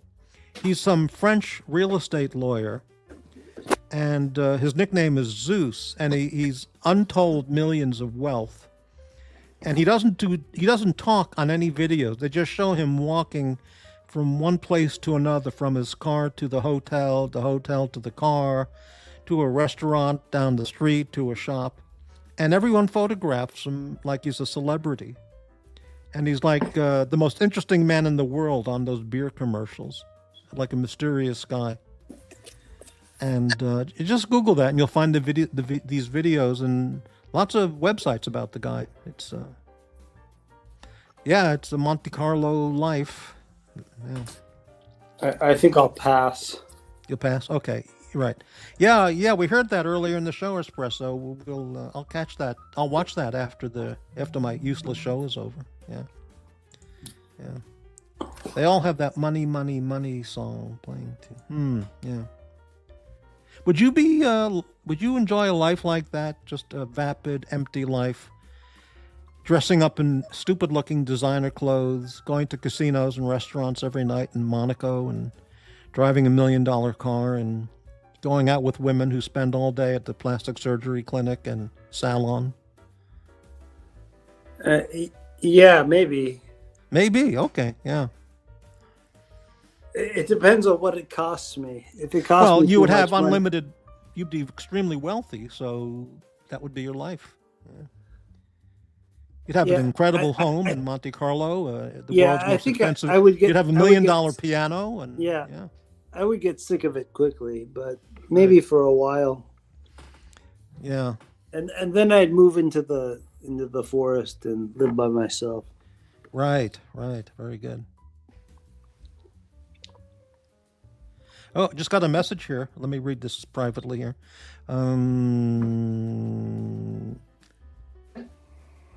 Yeah, right. Yeah, I know that. I'm replying to the email. Yeah, I understand that. I do know that. Thank you for the email. Okay, that's very good. All right. So, have you done any travels over the last months or year? No, I haven't. No, unfortunately. Because last time we talked, you were up in Alaska. You took a cruise to Alaska. That's right. You have a good memory. Yeah, that must have been phenomenal. Did you have any complaints about the cruise to Alaska in terms of the ship, the food, the accommodations, the plans, the organization of it all? No, the only complaints were the weather sucked and getting off the ship was not pleasant. What do you mean getting off the ship? Not being pleasant. Well, you got 3,000, 4,000 people trying to get off the ship at the same time, and finding your luggage is not easy. And they lost our luggage for a period of time, and we were trying to get to the airport, and I got a little frustrated. Did you throw an Archie luxury fit in front of the cruise staff? Like, not quite, I'm a Californian without a code. Yeah. I don't have the code. Where's my suitcase? It wasn't quite that bad, but it was close to that. Wow. He said, I don't find screaming and yelling accomplishes anything. It really doesn't. No, I didn't scream and yell, but I was quite irritated. Yeah, I understand. Yeah. And so that's annoying. That's a downer on that cruise. Otherwise, it was terrific, I bet. Yeah. It was tremendous. They say the weather sucked. You mean because it was too cold, it was raining and cloudy, or what? Yeah, it was cloudy, and we couldn't dock at one of the ports because the waves were too high. Oh, really? Well, to me that sounds well. You want to get to the port but that sounds like fun. A lot of waves and cloudy, cold weather. That's nice. No, it was good. It was good. I can't complain. But yeah. How about the food on the cruise? Was it top notch? Oh, the food is great, and the food is tremendous. That's why you go on a cruise. Right. Did that depart from Seattle on a cruise? Yes, it did, and Right. it arrived at Vancouver. So you went Seattle to Vancouver, BC. Yeah. And then up to Alaska. Well, no, we went from Seattle to Alaska, and we came back to Vancouver. Oh, and you got off in Vancouver. Yeah. And you flew home? Yeah. You know, the Amtrak goes from Vancouver to Seattle, Portland, all the way down to San Diego or Los Angeles, you know. Yeah, I know. I think I'll pass on that. That takes like 2 days almost. Yeah. No thanks. Right. But I think if you have the private luxury, the high-end luxury compartment, I would enjoy doing that. It would be kind of fun. Yeah, if I had a Japanese Shinkansen high end kind of Yeah, thing, yeah, yeah, maybe I would. Yeah. yeah. Right. Well, that. Yeah. Well, then it would be totally different. Yeah. So, yeah. Well, how come you haven't taken any trips in the last since then? Because you went The- to South Dakota a year or two before that, that's right. We and you did. said you've been to Duluth. You went there, Duluth. We went to Fiji. Fiji, right? We went to a lot of places. But Yeah. now that we have dogs, my wife doesn't want to leave them alone. Well, you could just board them for a week or two. Yeah, she doesn't want to do that. Well, that's She a loves disappointment. she loves them more than life Then itself. right. So she doesn't want to leave the dogs for a 2 week or a week trip. No, no. Wow. Mm-hmm. You're down there in Southern California. Do you ever spend time in San Diego? No, not too much. I went there a few times for Padres games, Uh huh. but no, not too Not much. really. Yeah. Yeah. How about L.A.? Do you hang around L.A. much or no? No, Figueroa has good streetwalkers. Oh yeah, lots of videos on YouTube about streetwalkers on Figueroa Boulevard in Los Yeah, Angeles. yeah, Really horrible, horrible. Yeah. yeah. Because That's the only those girls, you can tell they're all run by really sick, twisted pimps. pimps. Yeah, Yeah, and it's in the worst neighborhoods there. I mean, they're just awful. Yeah. yeah. There's no reason to go to Los Angeles. I haven't gone back in 12 years. I don't remember. I mean, I just, except for just a couple of people in the city of in the LA area, there's nothing left for me to see or do there, even with whatever's changed or whatever's new. I just, yeah, Yeah, there's nothing there. yeah, Nothing. Absolutely nothing. yeah. Yeah. You ever spend any time in Anaheim? Yeah, I mean, yeah. Yeah, because I saw a video about the homeless encampments in Anaheim, and they're like very, very close to Anaheim Stadium and Disneyland. Just people, and this was never there 10 years ago, just hundreds and hundreds of people living in tents and cardboard cartons, lining the streets blocks away from Anaheim Stadium and Disneyland. Just another city destroyed by the Democrats. Yeah. But It's terrible. It's yeah. terrible. So Yeah.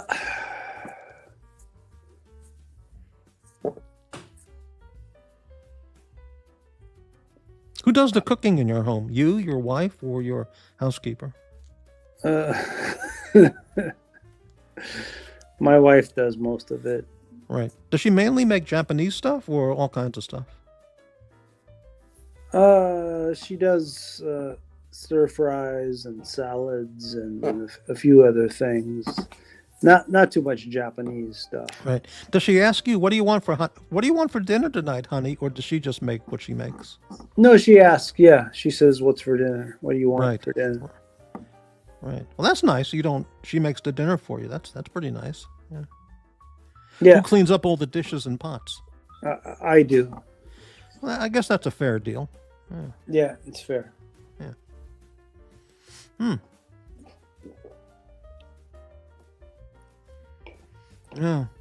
Yeah, I want to move to Montana or Wyoming or someplace like that. Really? Yeah, Are you really thinking about that? I certainly am. Right. That's why those two states. What is it up there that you might find enjoyable? It's cold. There's no people, and Mhm. the people are my kind of people. If You mean not understand what I'm demented saying. LA, California people? Yeah, certainly not. Right. Would you feel that even the biggest city like in Wyoming, which is Cheyenne, I mean, I've watched videos about Cheyenne, and it's really a small place. And it's mean, I haven't been there, but it's really small town kind of city, which might be something you'd like. But I don't know if they have 24-hour Jack in the Boxes and things like and DoorDash and things like that. I'm actually looking at Bozeman, Montana. That's a university town. Is that right? I think it is. It might be. I think that's where the University of Montana is. Maybe. Yeah, it's high end as far as Montana goes. Right. It's a high end place. I looked at videos of that too. I did look around that, and it's probably okay. What's the population? It's Montana's fourth largest city, and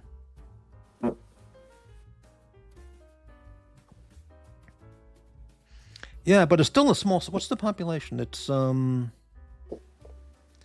53,000 people. That's a small city. But it must be incredibly beautiful up there, And yeah, they got a Costco. They've got all the necessities. Do they have a Trader Joe's? I mean, if that's the case, then you've got it all. Yeah, I don't know about that, but yeah, they have wide open spaces and mm-hmm. a good demographic of desirable people. It's 88% white, 1.8% Asian. So that's not enough Asian. See, 0.6% Black or African American, 1.2% American Indian, Alaskan Native, Hispanic Latino 5%, only 1.2%, 1.8% Asian. Well, that would change if you and your wife move up there. Well, Asians are only like 3% of the population in America. So yeah, but in California, it's much higher, or certain cities, much higher percentage. But nationally, yeah, it's yeah. But I'll take Asians wherever I can get Asians. I'll take them. Absolutely. They have the Gibson Guitar Factory, and that's right. Their acoustic guitars are made in Montana, in Bozeman. They have a Sweet Pea Festival every year. Okay. Montana State University is there. Probably a very nice place. It's probably like Austin, Texas, but much, much smaller and colder. Museum of the Rockies is famous. I think that's a big dinosaur museum. Yeah, we should all move there and build a huge compound and say to hell of all y'all invaders who want to destroy America. You can. I think Bozeman sounds like an excellent choice. Montana State University, Costco, the great museum with dinosaur stuff. They got TV and radio stations, and a fire department. So yeah, it's superb. And their firearms laws must be excellent. Absolutely. Yeah. You've sold me. Yeah. Let's move there, Morty. Let's go there tomorrow. I'm going to look into Bozeman, and I bet you I wonder I have to look at the weather, make sure it snows and is cold enough. And if that's the case, it's probably a great choice. Yeah. I want to know what the rainfall and snow is, and when it gets cold. That's very, very important to me. Yeah. Because living in Hawaii or LA in the summer I hate it. That's why I don't move to Florida. I would not be able to take the heat and the humidity. Yeah. To hell with Florida. Right. Pavel, they all have that money, money, money song playing too. Who does, Pavel? What are you referring to? Yeah. Bozeman sounds great. Have you ever been to Montana or Wyoming? I've been to both. Mm-hmm. And you enjoyed it each time? I loved it. Loved it. I felt like I was in God's country. Yes, indeed. I've never been to Wyoming or Montana or Yellowstone, which is a disappointment because I've been to Yellowstone 6 or 7 times. I drove there most of the time with my buddies. Yeah, Yellowstone Park. National Park is closed in the winter season because of the snowfall. Yeah, that's right. But Jackson Hole and Yellowstone, gee, how come I never went there? That's amazing. Yeah, me and my buddies, we drove to Yellowstone, and then we drove to Glacier from Southern California. Right. Driving to Glacier is a 24-hour drive. From where? From Orange County, California. Oh, right. You went straight through? Yeah, we drove straight Holy there. cow. We traded off the shifts. Right. And we camped out there, and then on the way back, we went to Yellowstone. And have you ever been to Yosemite? Yes, I have. Yes. You know, another place I've never been. You ever been to the redwood forests in Yes, absolutely. California? The sequoia trees and giant redwood trees? It's beautiful. That must be unbelievable. You know, I should do that because that's not that far from here. Yeah, you should go there. As a matter of fact, I'm going to plan that out because I could take combination train and bus and get there very easily. You know. Yeah. And this is probably a perfect time to go. I drove there by myself in the late 90s in an Oldsmobile. Right. And it was the greatest time of my life. I'll never forget it. It was what Oldsmobile model? Experience. What model Oldsmobile? Oh, I don't know what it was. My first car was a Cutlass.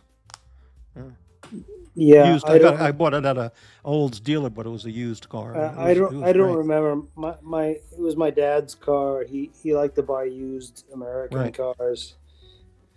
I don't remember what the model was. Yeah, when I moved to Dallas, I bought a used car just to get I can started. send you a picture though. I can send you a picture later on. I think I had it was a 73 Cutlass 2-door with a cream colored vinyl top. And it had a V8 engine in it, and it was extremely powerful, and it was a terrific car. Then I sold that and bought a new car. I bought a Honda Civic, brand new. That's it.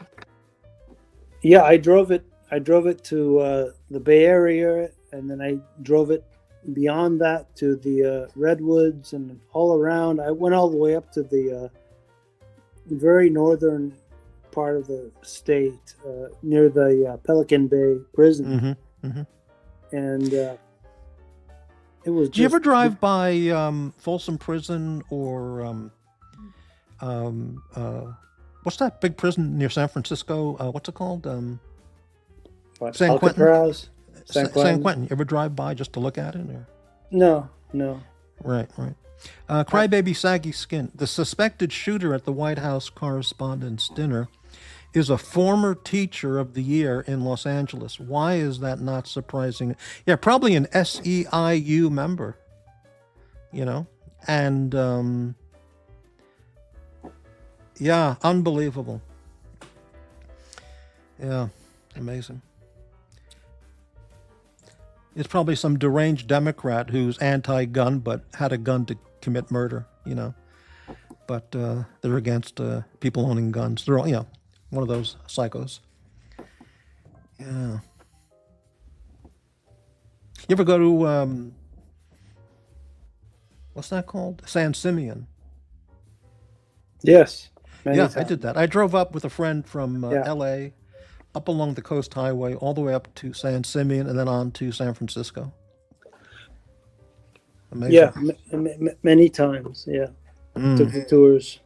Yeah. Right. Thank you, leftist media, for turning half of the country insane. Yes, you're absolutely right, Pavel.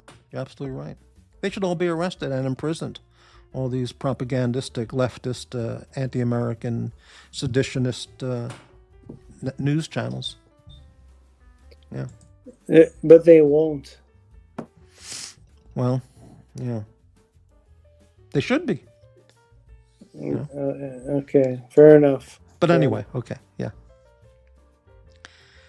Yeah. Anything new, Blueberry Kush wise?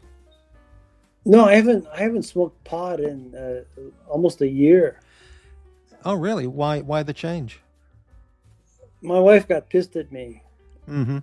Yeah, she complain, and so I stopped, and I haven't done it.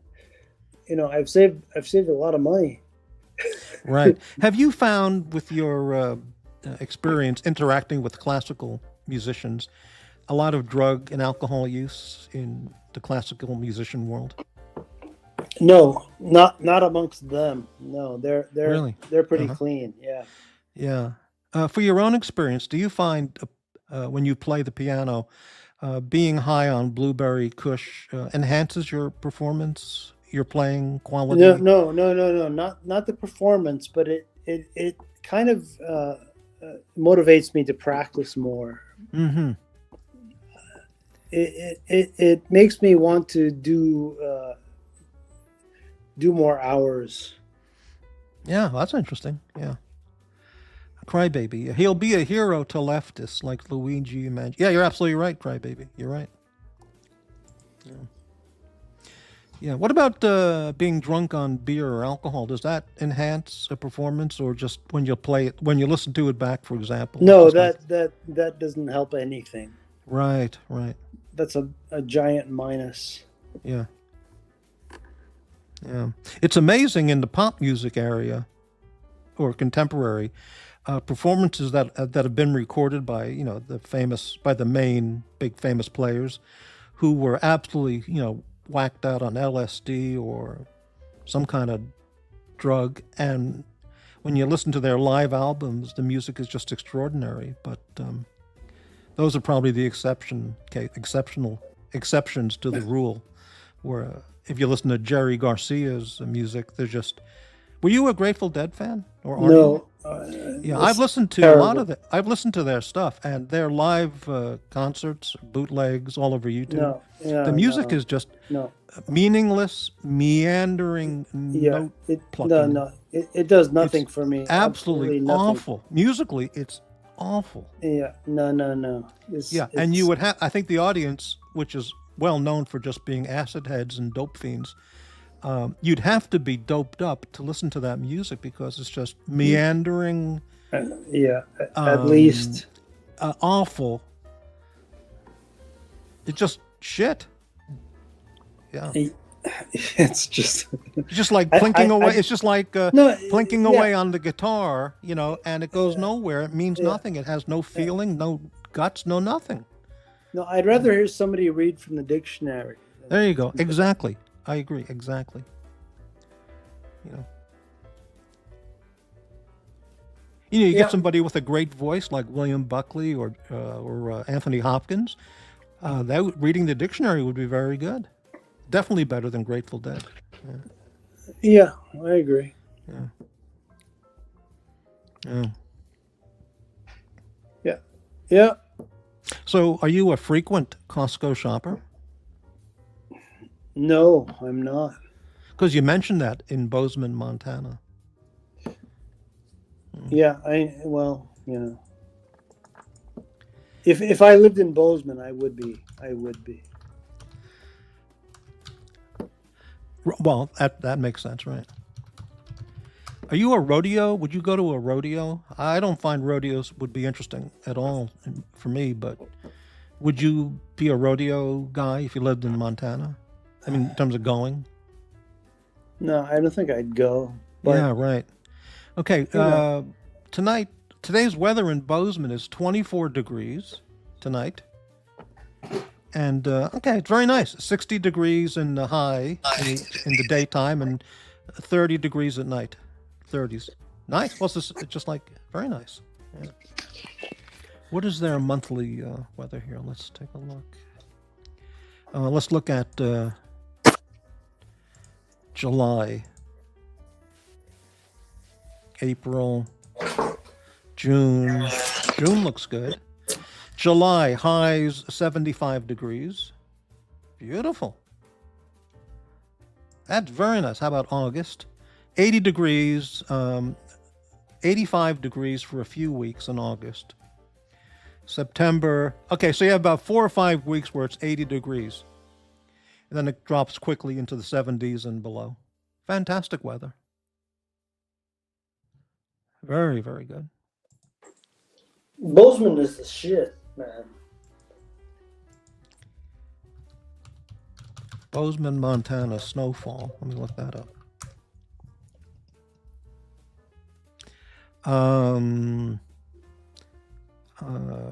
Snow report, Bozeman. Let's see here. Snow summary.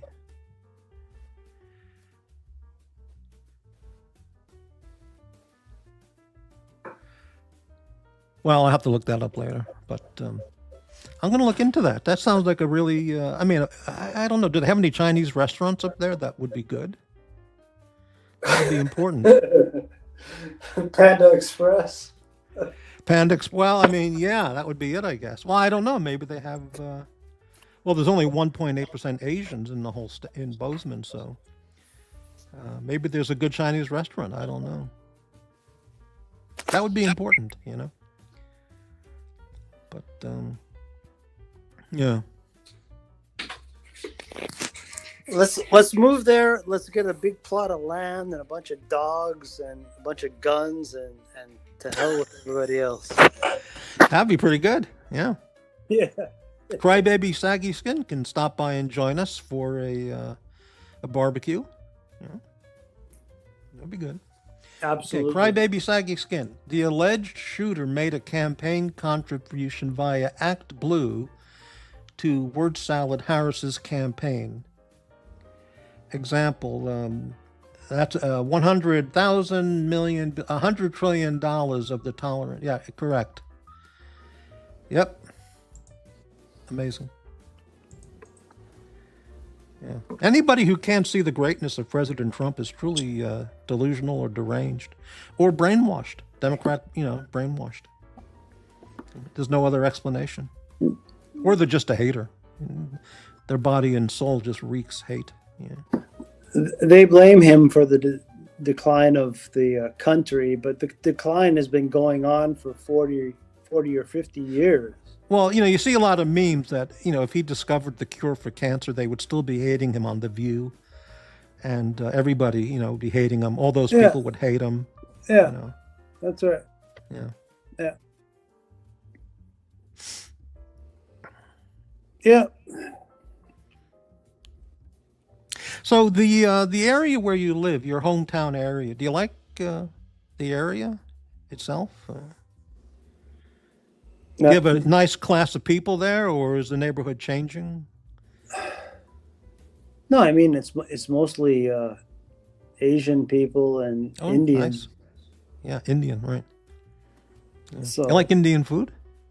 It's okay. Yeah. I haven't been there in a long time now, 40 years. When did I leave? Almost 40. Yeah, wow. 20 years ago. Yeah. Gardena, Torrance, huge Japanese, Korean and Japanese population, just fantastic, Vietnamese also in Gardena, and Westminster, huge Vietnamese population, and huge, yeah, definitely huge. It's great, yeah, and they're all Trumpers. Well, certainly the Vietnamese, but come and visit us, Scrappy.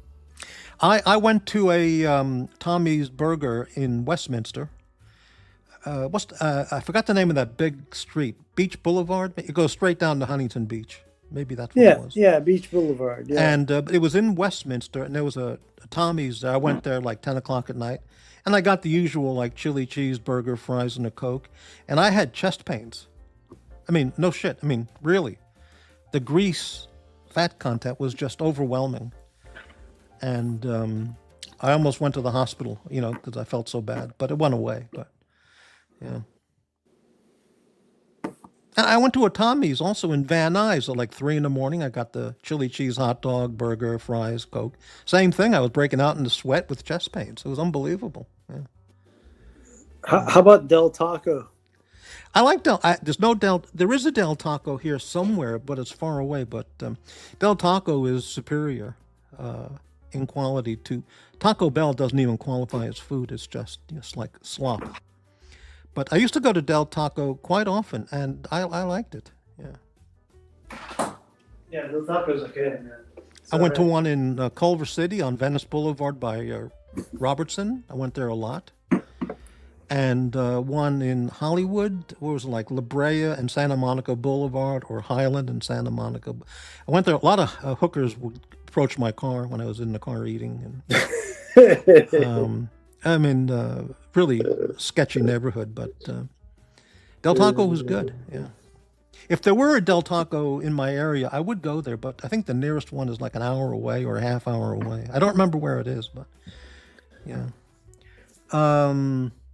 Crybaby, the left and the isolationist Groiper, halal right, are clueless as fuck. Absolutely correct.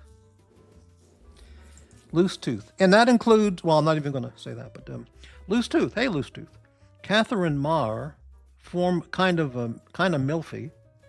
The NPR CEO suggesting that in polarized environments, a reverence for the truth can be a distraction from finding consensus. What the hell does that even mean? Anybody who is the NPR of CEO is a deranged, delusional leftist. That gives me a headache. Right. NPR should not be funded. I thought they were cutting. I thought Trump cut the funding. My God. There's no reason for an NPR. No reason at all. It's just a propaganda unit of the leftists. Yeah. But anyway. Now, loose tooth, look at this. I'm a fan of the old Naugles. You know, when I lived in Dallas, this is 80s, I was driving around with somebody who was in my office, and she said, I'm hungry. You want to go to Naugles? And I said, what? She said, you want to go to Naugles? I said, what the hell is Naugles? And I don't remember this. Gee, this is 40 years ago. I don't remember it. And it was a fast food place, like a Taco Bell, Del Taco kind of thing. But it was called Naugles. Yeah, it's like Del Taco. It was good. It was good. Yeah, and I don't remember the food, but I couldn't. Why is it called Naugles? What a weird name for a chain. But then it went out. Then they closed it. But it was. I think it was pretty good. I can't remember though. But Naugles. Well, is it? Yeah, they were all right. I'll take that now. If I could go there now, I'd go there now. Okay, Naugles, is it still in business? Yeah, they still have them. There's one here, Naugles Tacos and Burger, Fountain Valley. There's a location, Southern California. No shit, really? I just looked it up. Yeah, open from 10 till 8 today. Naugles. Where are their locations? Here's the website. Do they have locations? News disclaimer. Here's a profile of the founder, Dick Naugle. Okay, that's why it's called Naugles. All right. Shop. What does shop mean? Well, that about the real Naugle. I don't know if that's just a one and only location, or the Naugles location. Let me try that.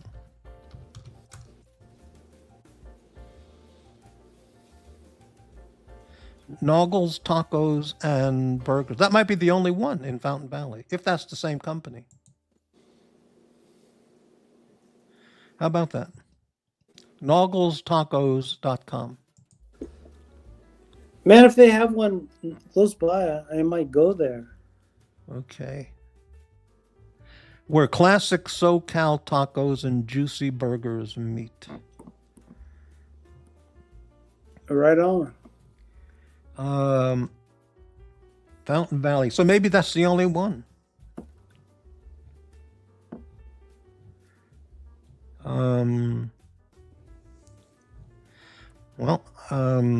If you're ever in Fountain Valley, check it out. If that's the same company. But, yeah. All right. Herman, go to Naugles, right? Yeah. I would definitely go. Check it out. Yeah.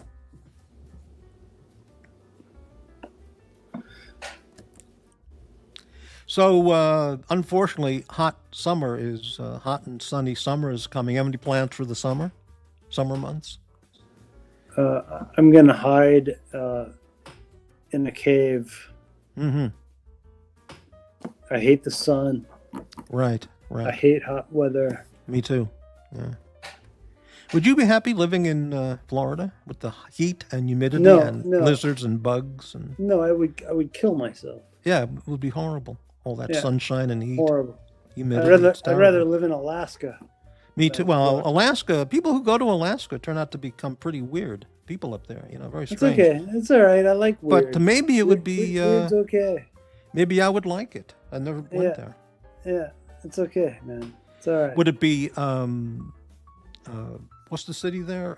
Anchorage or a different city that you might choose? Maybe like Juneau. Juneau. I've seen photos of Juneau because I always wanted to visit there. It's a very, very small city. Yeah. And it's right on the water, surrounded by mountains. And you're really isolated. I mean, you just can't... Yeah.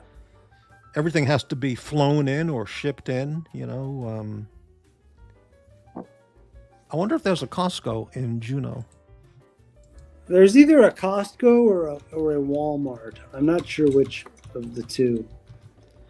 Is there a Costco in Juneau? There is. There's a Costco in Juneau. All right, there you go. That's Well, all there you go. need. You're all set. Yeah, you're all set. I guess that's really and there would obviously be a Walmart because they're everywhere. But So, I'm not a mean, Walmart guy. But Juneau might be better than Bozeman, frankly. really, Yeah. there is a Walmart in Juneau also. Man, that's all you need, man. That's all you need to survive is a Walmart and a Costco, and you're set. Well, I'd rather have a Trader Joe's than a Walmart. I'm not a Walmart fan, but with a Costco and a Trader Joe's and a Walmart, you're good to go. Period. Survival wise. Trader Joe's hires a lot of LBGTQ. That is correct. That is true. Yeah. But the stores are excellent. Yeah, they're good. And the products are excellent. The employees are kind of. Well, here in Portland, they have a lot of the local supermarket chains. They're covered in transgender, LGBTQ flags, and every possible leftist slogan you can imagine. They're written all over the store and all that stuff. But exactly. So Juneau might be a better choice than Bozeman. That's very interesting. Yeah. Well, there certainly would be plenty of gun stores for ammo and gun supplies. That would be good. Yeah. You got a Costco. Yeah. Plenty of seafood. Right there. It's right there. Plenty. Yeah. Fresh air. Beautiful scenery. Lots of eagles, by the way. Yes. I watched some videos on YouTube of what's that island? The islands all the way on the very tip of Alaska. What's that called? The Aleutian. Yeah, and Dutch Harbor, and there are eagles. There's thousands of them, or hundreds of them, and they just there's hundreds, and they walk around by the fishing boats and the docks, and they just walk around with the people there, and they don't phenomenal. Juneau sounds great. Yeah, let's move there. Let's move there tomorrow. They have a hospital, obviously, or hospitals, and it's worth checking out. Yeah. Yeah. But is there the only way to get out of Juneau is you have to get on a? How do you get from Juneau to Anchorage to get to the airport? No, there's a direct flight from Juneau to Seattle. Oh, really? Okay. Yeah. Juneau Airport. Yeah.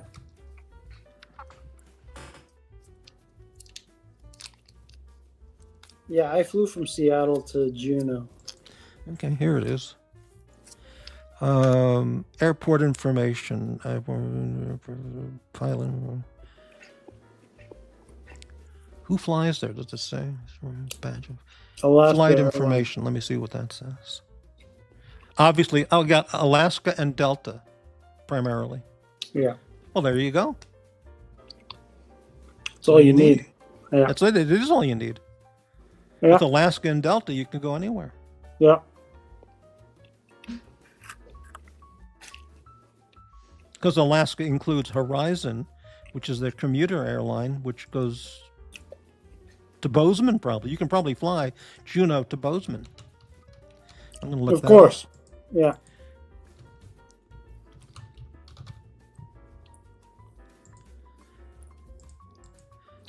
That's the shit.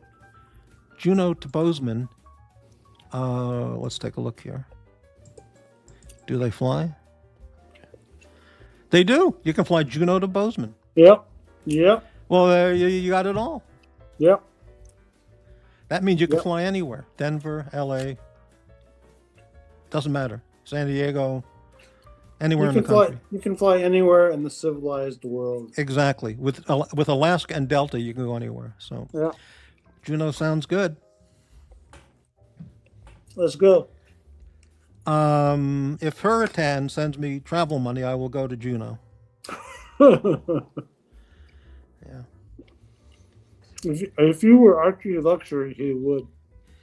Isn't that the thing? If I had, or if I were Marcello with a $500,000 Rolex collection, he would. Yeah, that's right. People, Yeah. I mean, people would, or Hurricane. Yeah. Yeah. Yeah. It's amazing. Yeah. Yeah. It's sad. It's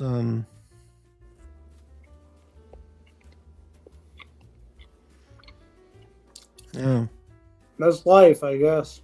It is. Well, that's my life. I can tell you That's that. life. That's life. So, were you a Frank That's what Sinatra people admirer say. musically? That is. Were you into that style of singer, Jerry Vale and Pat I Cooper? Not Pat Cooper, Jack Jones, Sinatra, those guys? I like Sinatra's songs. Yeah, he didn't Really? write them. They were written for him. Yeah, of Right. course I like them. Well, he wrote course. one song, the story is.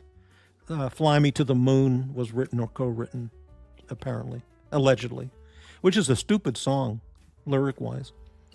Fly Me to the Moon, past Jupiter and Mars. And then the lyrics just go stupid. I mean, let me get Fly Me to the Moon.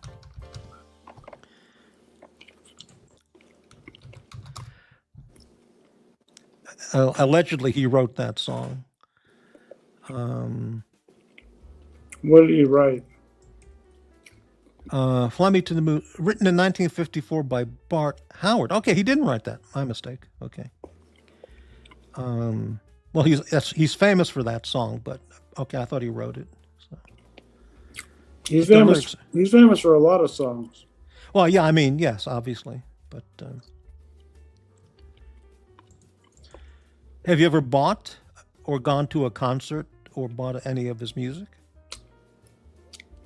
I bought a couple of CDs Really? back in the 90s. Really? What about the big band music? Count Basie, Duke Ellington, Artie Shaw. You ever bought into that stuff? Yes. Yes. Really? Mm-hmm. I never cared for that music that much because it's so brassy, the sound. Yeah. You know, so many horn instruments, and it's like all that Buddy Rich big band music is just brassy and shrill, and I just don't listen to it at all. You know. Well, it's not on the level of Beethoven, that's for sure. Mm-hmm. Well, yeah.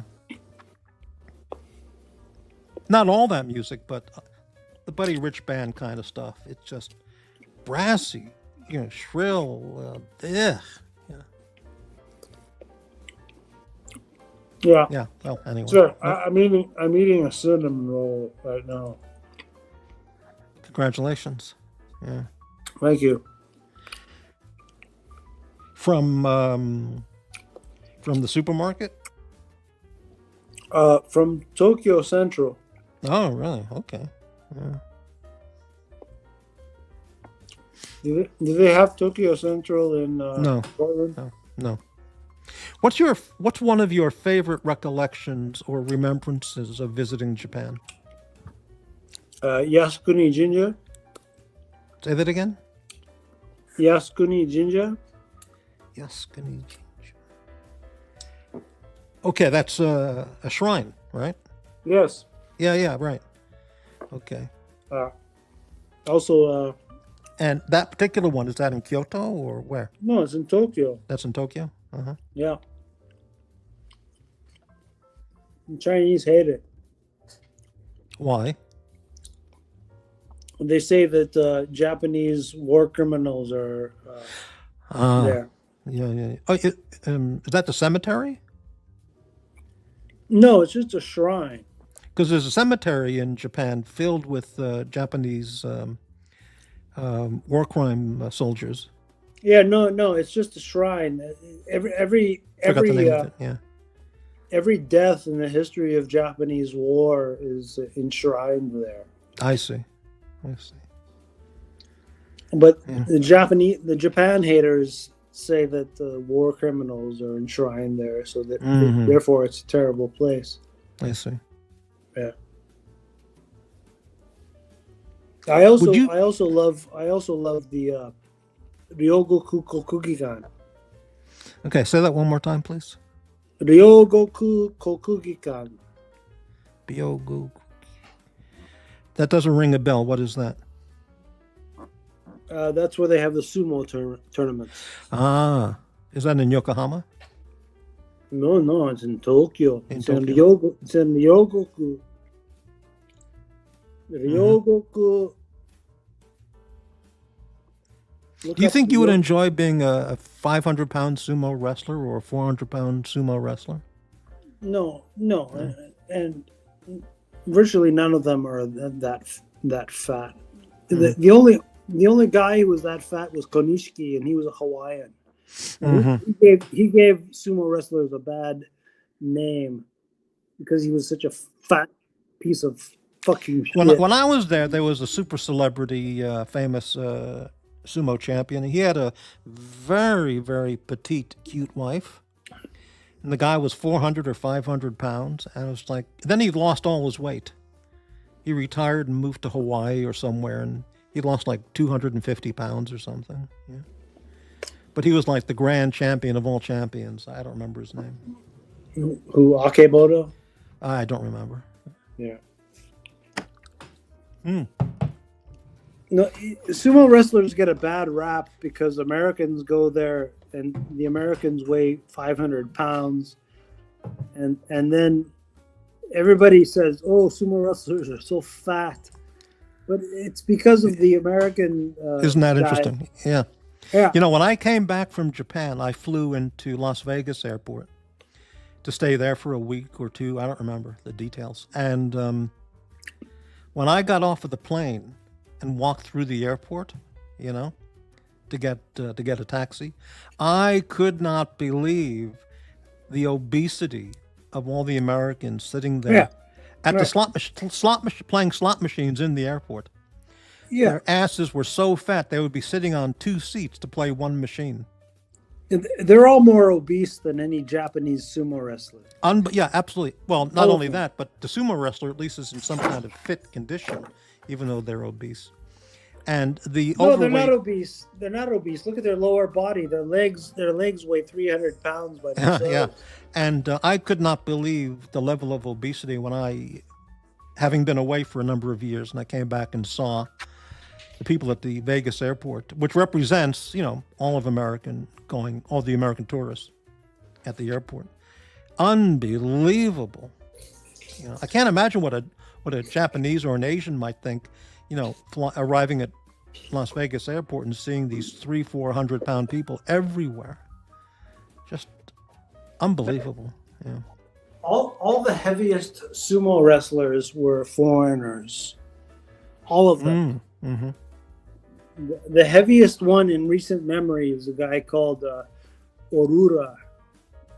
He was from Russia, and he was like 500 pounds. But he was Russian. Mm-hmm. The heaviest Japanese sumo wrestler is, maybe 350. I watched some boxing videos recently. I don't know why, but I was watching them, and they featured a Russian boxing champion who's now retired, I think, but he was like an undefeated champion. He was like 7'8" tall, 7'5" or 7 feet tall, and he had a head like a Neanderthal. Just huge, gigantic head. And he was unbeatable. He was just like a unbelievable. I can't remember the guy's name, but amazing. Yeah. Giant Russian boxer. Let me see if I can see a picture. See who he is.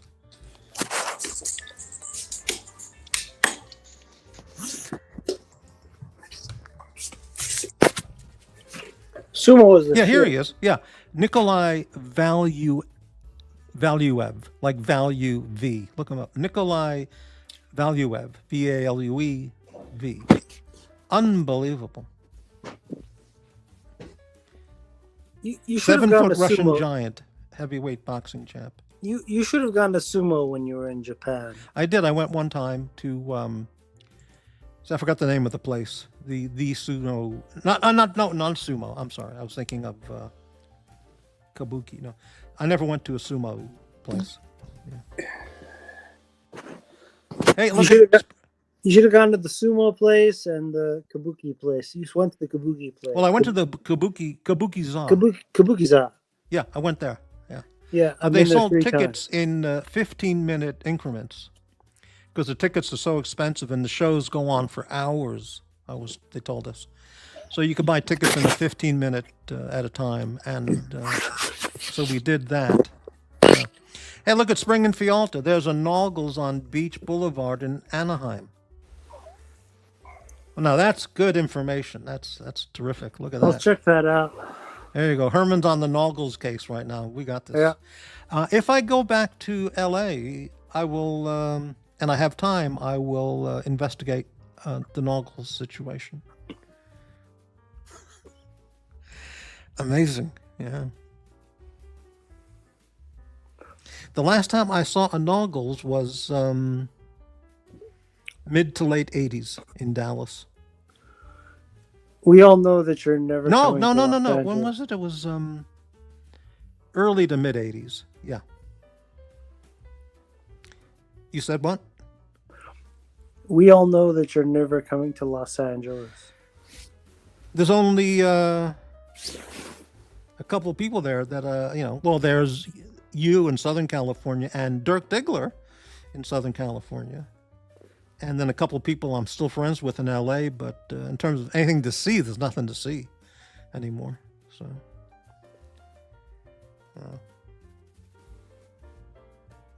yeah, but who knows?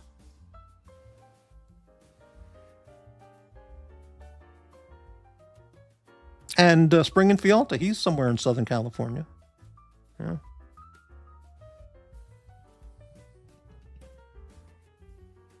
Mm-hmm.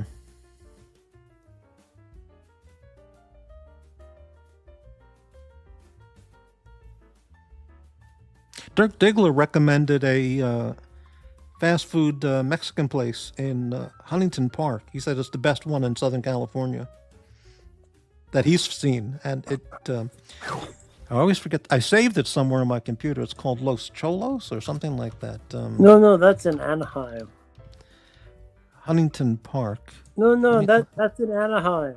Well, they have Tacos Los Cholos. That's it. Yeah. Huntington That Park. to me too. They have different locations. Okay. Huntington Park, Anaheim, Fullerton, Huntington Beach. Yeah. I went there because he recommended it. Oh, look at the website. They have a gigantic line in front of the place. Yeah, On this it's video. popular. Okay, that's the place. Huntington Park, Anaheim, Fullerton, Huntington Beach, Santa Ana, and Eastvale. Yeah. Where's Eastvale? I don't know. Never heard of it. I went there. It's overpriced. Right. The place is, on this video on their website, the place is absolutely packed. The food looks phenomenal. You know, there's other places that are just as good that are Maybe. not as expensive. Yeah. Dirk is a dick. Oh, really? Yeah. Why is he a dick? I think the guy's fun to talk to. No, yeah. Talk to him a little more. You think? Yeah. Okay. East Vale is in the Yoruba Valley. Where the hell? Oh, Where it's the fuck is that? yeah, it's out towards between Chino and Riverside. Way out in the fucking nowhere. Oh, yeah. Between Chino and Riverside, north of Corona. Holy fuck, that's way out in shit nowhere. Yeah, I went to the one in Anaheim. It was fine, but it was like $22 for a burrito. Right. Well, that's yeah. Well, you get a better deal for the money at Naugles. Yeah, no shit. Exactly. Yeah.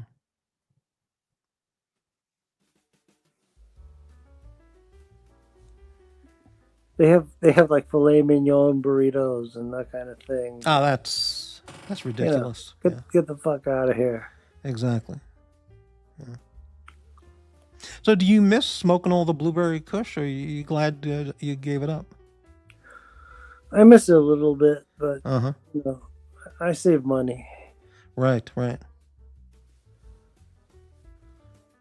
One of these days, maybe I'll smoke a blunt. Mm-hmm. Mm-hmm. Yeah, I miss Valium more. Valium. Yeah, right. I remember the first time I took a Valium. It was in Los Angeles. It was 1986. No. It was 88 or 89. And I went to a doctor and he said, "Here, why don't you try one of these?" He gave me a prescription.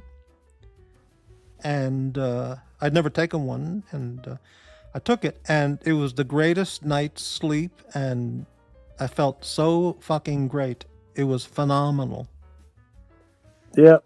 Phenomenal. The first time, and then as soon as that prescription ran out, I went back to him and said, "Can I get a refill?" And he was like, and which he did. He agreed. Yeah. But man, it was phenomenal. It made me feel so good. So I really needed it, Yeah, you got to use that stuff sparingly. Yes, correct. Doctor, Valium is really. I asked my doctor about it, and he really didn't want to give me Valium.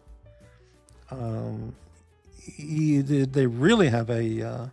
And I asked another doctor in Seattle about it, and they were more than willing to discuss lorazepam, Ativan. But the word like Valium, they just don't want to get involved with. And maybe because it's so dangerous, or the government is just, they really inspect doctors' records for how many Valium prescriptions they give and things like that. Yeah. I had a connection who would bring me prescriptions from Mexico. Mm-hmm. And then I think they got busted. I can't, is it true in Mexico? Is it true when you cross the border into Tijuana, you can go to the pharmacies there and get prescription drugs, just no prescription? I think because that used to be the story when I lived in LA back in the 80s, 90s, 2000. I think you might have to see a doctor, but the doctor will give you prescription. Yeah, they don't give a shit. Just pay them $10 and you give you a prescription. Yeah. Wow, pretty good. Yeah. So you just cross the border from San Diego into Tijuana, go to the quack doctor, give him $10, and you get the drugs. Yeah, the quack doctor is right across the border. He's right there. Yeah, you just walk in, get the prescription, and go to the drugstore next to the doctor, and then you head home. Yeah. Oh, how's the expat? Hey, man. He says, I've seen videos. You get what you want. Yeah, my understanding, well, when I was there in L.A., you could just go there and buy over the counter whatever you wanted. Just say, give me some Valium, give me some whatever. You didn't need a prescription. Maybe it's changed, but I don't know.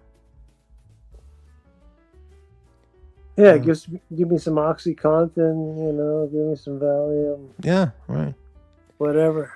It's all good. Do you want the supersized Valium or just the regular? Right. You ever go to a donkey show in Tijuana? No, last time I was in Tijuana was like 30 years ago. Mm-hmm. Yeah, me too. It was in the 90s, and it was. I went there I drove from L.A. to San Diego, and then we went over into Tijuana, and Yeah, and we were could passing not through. could not wait to get the hell out of there. It was so awful, dirty. The poverty was beyond belief, and the Yeah, street conditions, the filth. I mean, the street, the filthy conditions of the streets, and the pollution, and the poverty level. And it's amazing. It's just minutes from the United States, and could not wait to turn the car around and get the hell out of there. And we both did. I felt so good getting back into the U.S., crossing the border station. Like, whoa, what a relief. It's not representative of Mexico, obviously, but yeah. awful. Yeah. We were going to Ensenada, so we just passed through there. Yeah. My cousin's grandparents had a double wide in Ensenada, and we'd go there and spend the weekend. Right. And it was pretty safe in those days, They didn't have cartel problems and that sort of right. thing. Oh, I just felt tremendous anxiety in Tijuana, and I could not wait to get out of there. I think we were there for 2 hours and just. In fact, it was the day. It was the day before New Year's, and the traffic to get out of there was like a 4-hour wait in line of traffic at the border station, and we fucked up. Always. We went on the worst day of the year. Always. Yeah. You should have picked up some Valium on your way out. I went to Juarez in the late 70s, which is the border town across from El Paso. But that was with a Mexican guy who was a chauffeur. Yeah, he was a limousine chauffeur in El Paso. Jesus Christ. But he was Mexican American, and so he knew all the places. So he said, "Hey, we got some time. You want to see Juarez?" And I said, "Yeah, sure." So he showed me the bull ring and down the city, and I don't remember much about it. And then, before we crossed the border back into El Paso, we stopped at a liquor store, and he said, "You want to get a bottle of mezcal?" And I said, "I've never heard of it. What's mezcal?" So we went into this liquor store, and he showed me this fucking alcohol bottle with a worm on the bottom, and you drink the worm after you finish the bottle, because at that point you're so blind drunk, you don't. Unbelievable. Yeah. I forgot what it's made of. It must be some cactus thing or something. Yeah. Man, Juarez is more dangerous than Johannesburg. Most likely. Or yeah. But is it more dangerous than Chicago? Yes. Probably. Yes. Maybe so. Yeah. Yeah. But I remember this. I vaguely remember. But I saw the bullfight ring. We drove by, and like unbelievable bullfighting, incredible. Yeah. The place was huge. It was like a baseball stadium size. Yeah.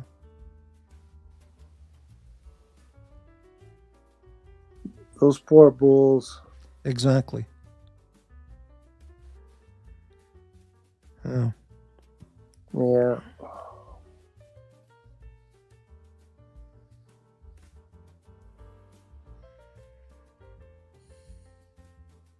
Ozzy Expat, you still out there? What are you doing, Ozzy? Ozzy, did you hear?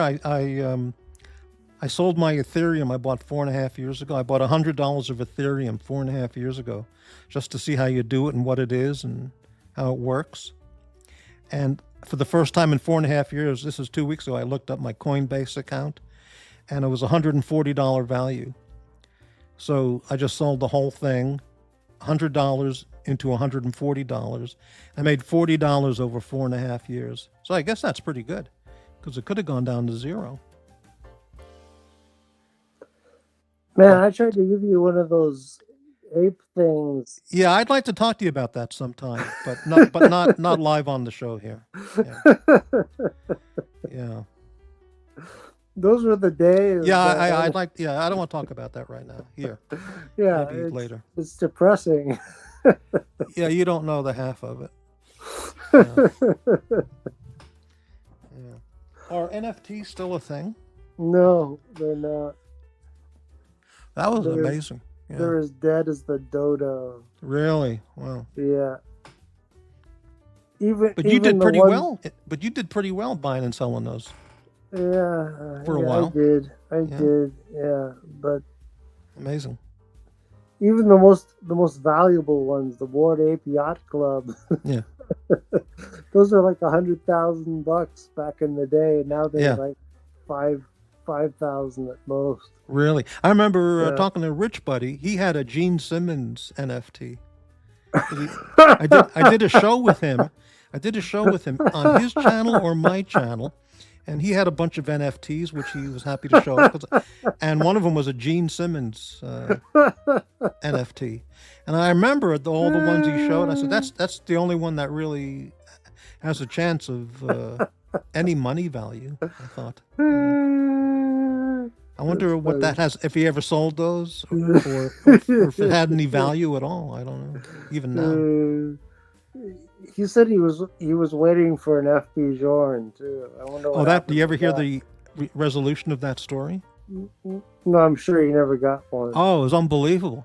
Talk about getting screwed over by a watch dealer. He was on the wait list for like 2 years for an FP Journe. And he kept, every once in a while, he would call the Beverly Hills boutique to see about his status. He told the story like a year ago or 2 years ago. I don't remember. So he never got anything, and he had a hefty deposit that he had paid to be on the list.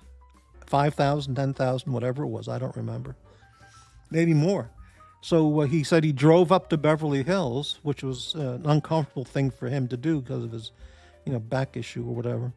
So he drove up to Beverly Hills to go to the boutique, and he went in there and said, "Hi, my name is so-and-so. I've got a deposit here on my FP Journe. Want to check on the status of it. Any news? It's been about 2 years now." This is essentially the story. I might be off on a few facts, a few items, but this is essentially correct. And the lady there said, "Well, we don't have any record of your deposit or any list that you're on."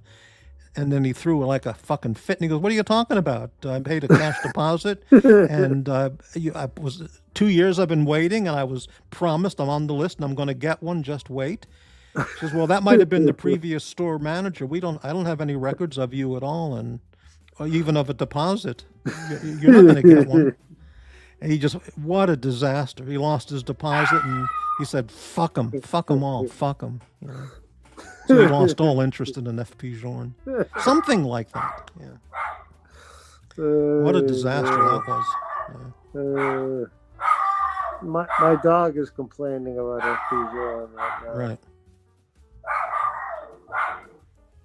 Screw FP Journe. Right.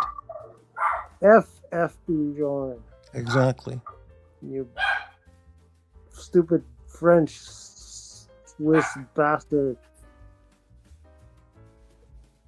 Yeah. Well,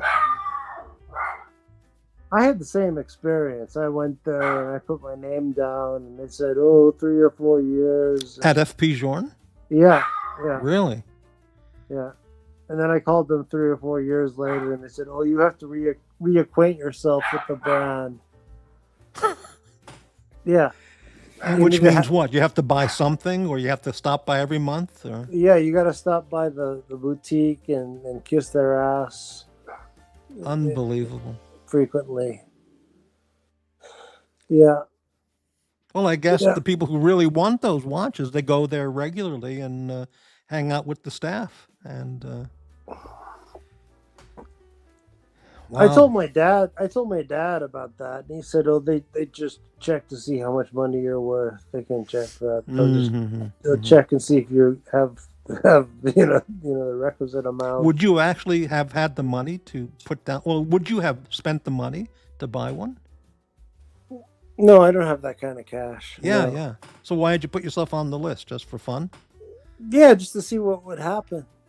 Like they would have called you and said, "We got your watch. Come pick it up." Well, because you can resell it for twice the price. 2-3 times the price.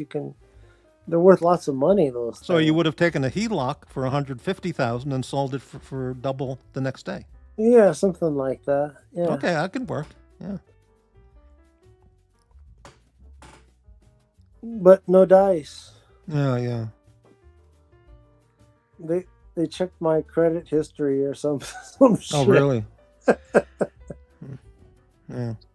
So you can't afford no $40,000 watch. Get the fuck out Well, of now, I bet you if Doc's report went to the Beverly Hills FP Journe boutique and he said, I'm really interested, he stopped by every month for a coffee, with them, and they ran his credit, they go, this guy, he could be a real buyer. You know? I don't know. Who knows? Yeah. It's so depressing. Mm-hmm. If you have the money to buy something, why can't you just buy it? I mean, Well, I agree with you on that. I mean, it just doesn't make any sense to me. what's with all the bullshit? Right. I mean, unless you just are so motivated to get that one particular product, if they don't want to sell it to you, just go to some other brand and buy a top of the line product, Yeah. But whatever. Grand Seiko, they'll sell you Grand Seiko. No Grand problem. Seiko's fantastic. Yeah. But it's not Swiss. It's not Swiss. Did you ever go to the Grand Seiko boutique, like the flagship boutique in Tokyo? That must be phenomenal. They must have the most incredible supermodel sales ladies there. Yeah, I went to the Wako building in Ginza. Uh-huh. Yeah. That would be worth paying full retail just for the experience. Yeah, they got lots of stuff there. That was fun. Yeah. And I went to the boutique in Beverly Hills, Rodeo Drive. Mm-hmm. It's a tiny, tiny place. Mm-hmm. Tiny. Yeah. I bought a strap there. Mm-hmm. Do you have a Grand Seiko? I did. I sold them. Right. I had 3 of them. Oh, really? Wow. Yeah. They're nice watches. Yeah. Yeah.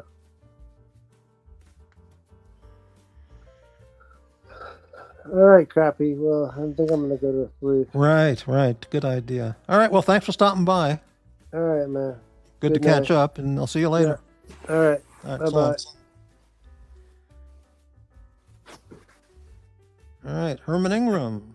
How do I turn this shit off?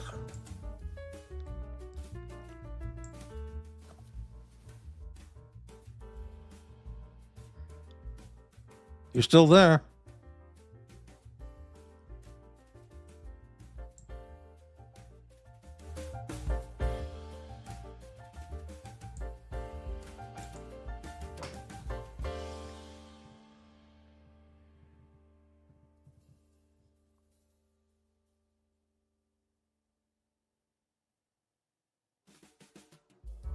Maybe Herman just fell asleep. He's still on there.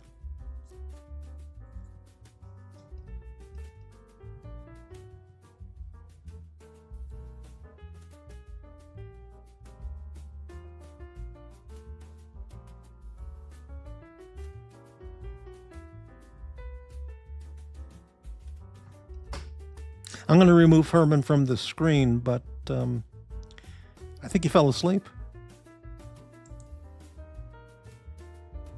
Oh, he's gone. He's gone now. Okay. All right, there we go. I should end the show and do a technical practice for tomorrow's 12:30 show. Otherwise, I'll be screwed again. And then just, lock up the diner and leave if it doesn't work out.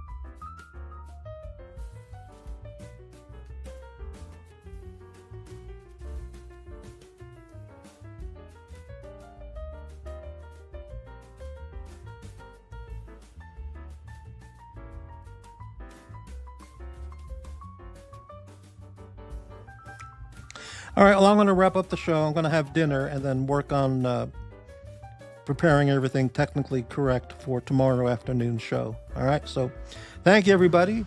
Thanks for the super chats, and thank you, Herman. And good night, everyone.